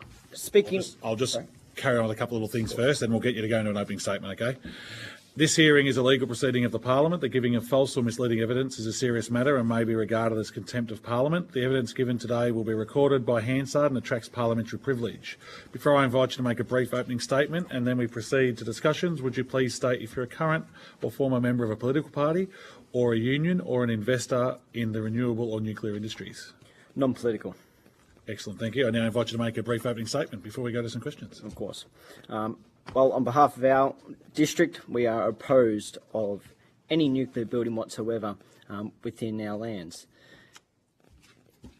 It is simple arithmetic that nuclear has never been such a good light towards Australians. We did it wrong in the 50s in the Menzies area, and it looked very poorly on the Indigenous being used in South Australia. Dare I say it, if you enter that kind of pathway down here, I'm pretty sure the elders are not going to look very kindly on it either. We are in a very pristine area, as I'm sure it's been mentioned before in this table, more than once, but just because we're not the Cotswold and nothing wasn't built by a POM in the 1600s, doesn't mean that it's not an area of outstanding beauty. We are in the richest fertile area in the district, and I currently farm the second oldest farm in Victoria. So every farm is given a number. I'm number 2. I'm 6th generation. At this stage, we rely heavily on the McAllister District, but things are already changing on just a pipeline alone. We can't even get the simple things right. Dare I say it, Australians are bloody good miners and they're damn well good farmers, but do we actually have the intellectual capacity to run such an operation?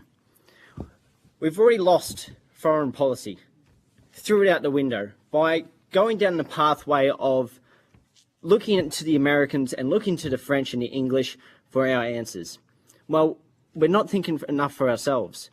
We're that clever enough with the hydro system in New South Wales, where all of a sudden we're pumping enough electricity to go back up the hill to keep the water keep going again.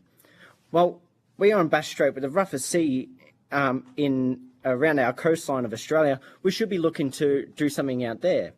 But here you are, you're sitting on a concrete slab, thinking maybe I might dig a massive hole and look for the nuclear waste elsewhere. No one will notice any difference. There's a lot of desert out in the middle of Australia, but you're looking at the most fertile area in the state. It's a pity. So, in hindsight, you can look at it as many sticks thrown, but we can't do the simple things right. And I dare say that when it comes down to this particular policy that you bring forward, it's not going to be a very it won't end up going the same way that you all envision it. It's almost like an idea where you're looking for more answers, and all of a sudden, Australia just doesn't have enough, or it doesn't have the brains to create something of this structure or this nature. Sure, we can pour concrete and lay a slab, but that's just not where it's going to cut it. We just don't have the brains. We are now tossing and turning over a nuclear submarine deal, but damn it, the Australian Columns class was designed for Australian coastlines. You're now going to bring in a solid steel structure of nuclear science degree of nature and bring it into our district and not know a single thing about it. It's all fine to learn it, but we didn't build it and design it ourselves. It's not designed for this area. And therefore, as on the basis of destroying the richest farmland, which I've just come back from milking cows, believe it or not, I'm 100% opposed to it, and so are the district of the McAllister farmers. It's a hard no.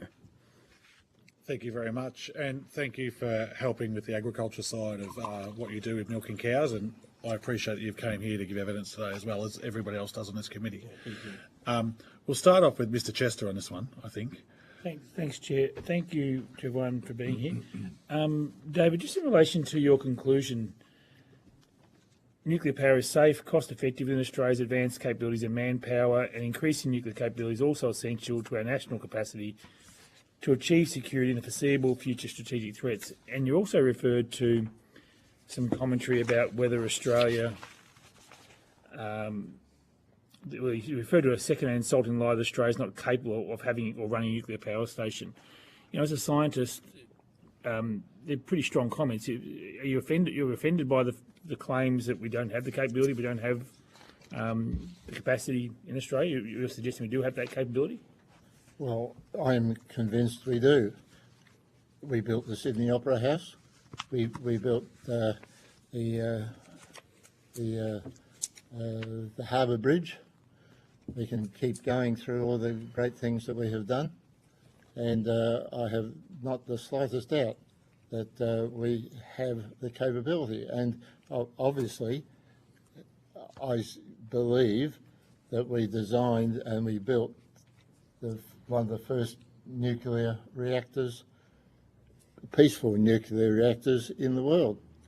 We can go into the fact that Hargraves was the person who convinced the Wright brothers you could fly an aeroplane. And either Hawker or de Havilland, one of the big aircraft manufacturers in the world, was an Australian. I'm not too sure which. If you look back at the things that we did in the Second World War, there is absolutely no doubt that we have the engineering and skill capability to do it.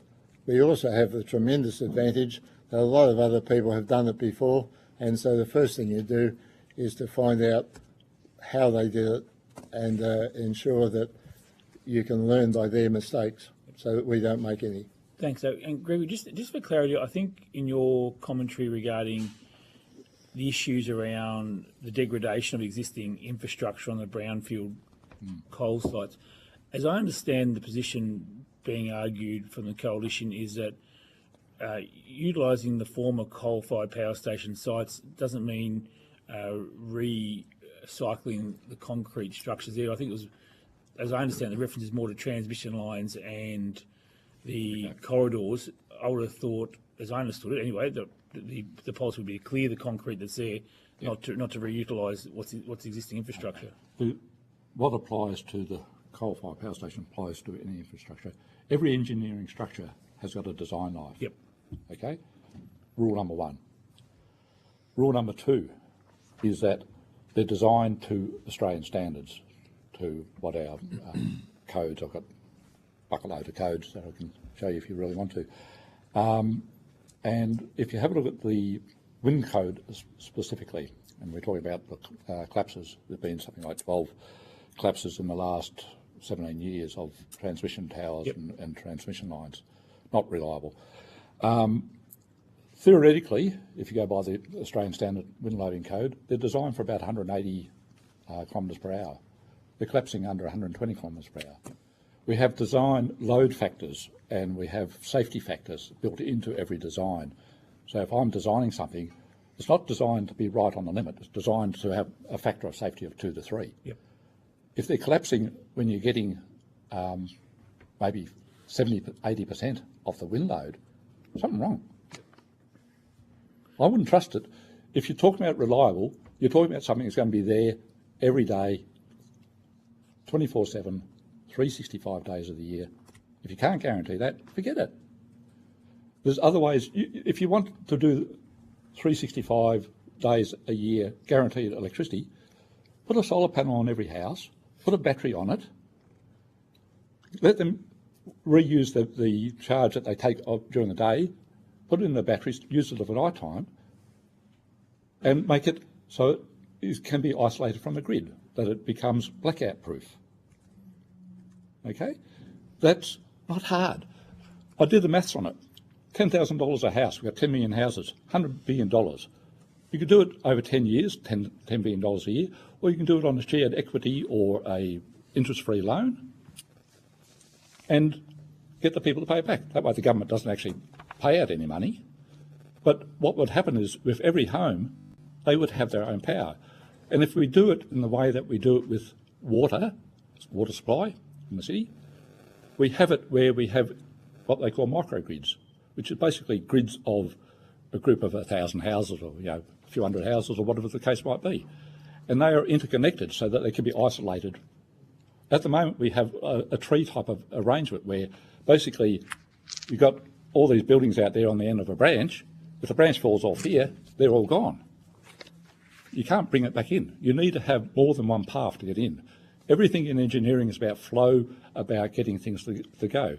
If we relied on what we had for highways back in 1950 when a lot of these things were built, a lot of the design was built and that, we'd be still having one lane each way going all the way down to Melbourne. We don't do that because we have to get more and more. EMO and the ISP have told us that we need at least 3 times as much electricity as we're using today by 2050.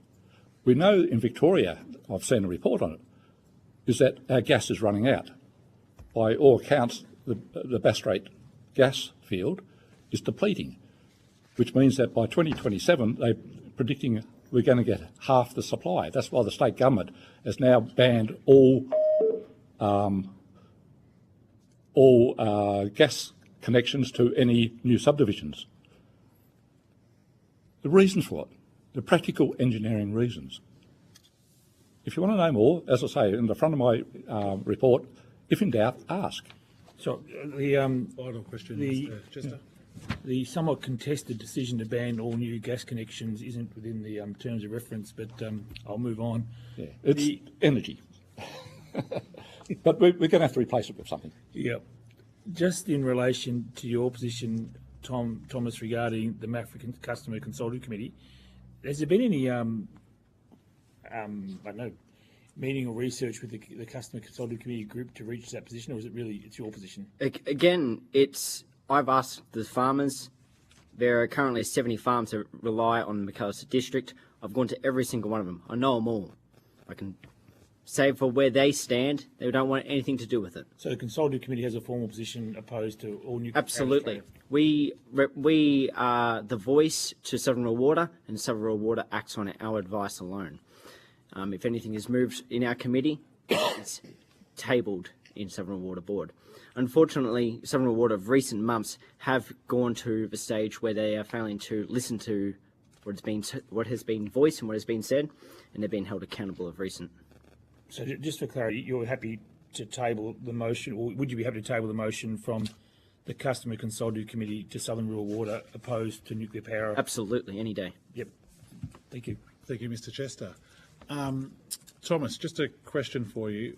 What are you against with nuclear energy, and the MCCC? What are they against with nuclear energy? It's the environmental impacts that will be long term affected. Like I said, we can't even get the simple things right. We started to pipe this region as far as we possibly can manage just to save water, and all of a sudden the water table is dropping quite significantly. Okay, my well, which has been a magnificent well for close to over 130 years, has dropped 6 metres this year and a half alone from one pipe. You're looking at saving water and trying to spread it across the district, and all of a sudden you're just going to damage the ecosystem in its own beautiful way. And that's not just going to affect this district, it's going to head all the way down to Gippsland Lakes. This used to be the biggest inlet freshwater lake system in the Southern Hemisphere. Well, until they open at Gippsland Lakes, say goodbye. But what is next? Now, I'm presuming that if you were to get the water from a particular area, you'd be getting it from either the Mitchell or where? What is suggested? More of a question for the Deputy Chair, that one, yeah. Deputy Chair, where would you be sourcing the water? The assumption that we are making, it actually goes very much to the evidence given by Mr. Dyer in terms of the need for there to be a comprehensive study done. One of the reasons why we chose all 7 sites is the fact that they are existing or former coal plant sites, and they have existing infrastructure. The infrastructure we're looking at, going to Mr. Chester's point, isn't the existing concrete. We're not talking about replacing a boiler with a reactor or anything like that. But that includes transmission lines, but also water. And so while there would be a comprehensive independent body that does all of the testing leading to advice to government, and that would include water infrastructure. The work that has led to us identifying the 7 sites is to leverage the water infrastructure that is currently being used by coal plants without taking out the consumptive pool thereafter, noting also that some, depending on the design of your nuclear reactor, some reactors are dry and therefore you don't have the same use for water. Some do require water as the coolant, which makes them comparable to coal plants, and others are in between, hybrid systems where it's neither dry nor wet, but sort of you have a bit of both. Now again, our policy is to ensure that an independent nuclear energy coordinating authority is the one to do the study and recommend the design to government, while also engaging with the local community. Unfortunately, there's just not enough original farmers on the water, or who use the water or that infrastructure, that represent these communities. I mean, it's just how that represent these committees. It's a domino effect of that. Now, I know for a fact that the Thompson Dam, was designed for this district. I paid for it. So did my predecessors and my family. It was designed that 90% was for this district and 10% was for Melbourne Water. Well, guess what? Southern Water, dare I say it, actually moved their office towards Melbourne, just that little bit closer. And said, well, where was their main level of business? Oh, it was out near Werribee. Was it? No, it's not. The main paying farmers of that is Macalister District, and sure enough, the change of water went 90% towards Melbourne and 10% went to us. Now, all of a sudden, that 90% allocation, which we are still fighting for, is going to likely shift towards filling up a empty coal mine. Now, that coal mine currently is being filled up very slowly with a sediment of toxic dust. Now, unfortunately, You can't just fill it up with a flood. It's a massive disaster. You're running into another area of play here because evaporation occurs in this area. We are highly dependent on high reliability and low reliability water. You won't be able to maintain it. There is not the infrastructure in this area to control the water, let alone control a nuclear plant. And frankly, the people that are currently sitting at the higher end of these boards don't have the intellectual capacity to even manage that. Sorry, which boards are you talking about? Southern Water and higher. Right, those two. Okay, thank you. Mr. Burnell, do you have a question? Just interested, thank you, Chair. I'm interested just to ask Mr. Dyer a quick question about it was something we were talking about earlier about the water hydrology effect in the open pits and the broader issues around structural integrity to the area. I'm keen to get your thoughts on some of that, if I could. I worked with the SEC that they had their own geotechnical division. And that one of the jobs was to go around monitoring water and the site and all the rest of it. Now, there's a particular couple of papers that I've managed to locate, which will be items 8 and 9, I think, from memory, that I'll submit through to you. The first one relates to a study done in the early 80s of the land around the Mall open cut, and it shows that there was up to 1,200 millimetres of settlement in that land. That means that every structure that's sitting on that land is dropping, moving, not uniformly, differentially. These are varies over the site. The second one relates actually to the just at the end of the construction of the Loy Yang site, Loy Yang A specifically, and that shows that there was up to 350 millimetres of sediment in the process of them building that structure. Now, what happens is they've now cut a massive great hole right next to a fault line. There's actually an active fault line runs underneath Loy Yang, a monocline.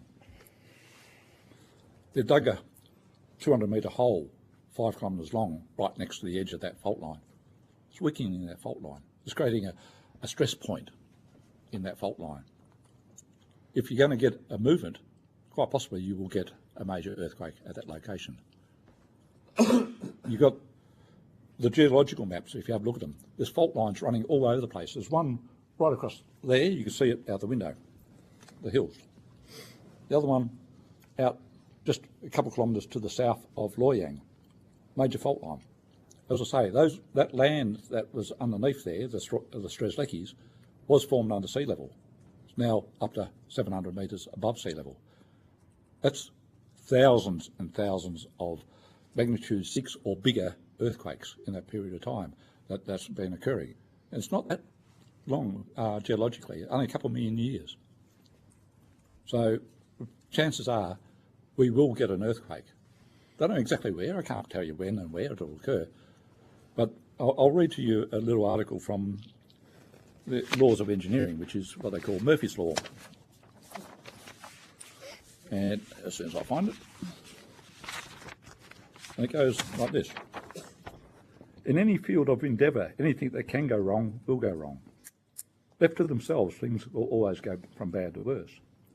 If there is a possibility of several things going wrong, the one that will go wrong is the one that will cause the most damage. Nature's always sides with the hidden flaw, and if everything seems to be going well, you've obviously overlooked something. That applies to everything in engineering. When I design anything as an engineer, I have in the back of my mind,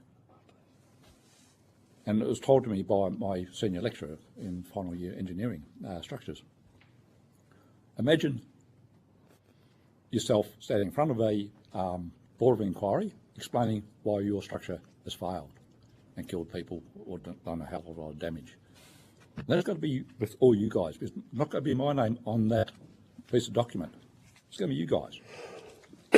So imagine standing in a public inquiry explaining why something has gone wrong. And we're not talking about a minor structure. We're talking about major structure. And the potential for damage is astronomical. If you don't believe it, have a look at Fukushima, have a look at Chernobyl. Thank you, Mr. Dyer. I know the chair's going to try and wrap me up. I just wanted Last one and then No, not a question. I really just wanted to say to Thomas. It's not very often we get to have sixth-generation farmers in the room, and I dip my hat to you, mate. No, thank you. Yeah, very, very passionate, and wish you all the best on your farm. Thanks, Conor. Thank you. Unfortunately, time's run out, guys. I'm sure we could talk for hours in here, but unfortunately we can't. If you've been asked to provide any additional information, including questions on notice, please forward it to the Secretariat by Friday, the 20th of December 2024. Please note the responses to questions on notice will be published on the website as submissions to the inquiry. You'll be sent a copy of the transcript for your evidence today to assist you with answering questions taken on notice, and you'll have the opportunity to request corrections to transcription errors. I would like to thank all the witnesses, everybody that came in the crowd. I would like to thank Broadcasting, Hansard for what they're going to do, and the Secretariats, as well as the committee members and the wonderful venue. So thank you very much for coming in on late notice and getting this sorted for us. It's a wonderful view, and I hope the rest of our views are as good as this in the committee. So we've got some work to do, Secretariats. Thank you. I now declare this public hearing closed. Thank you all. Thank you.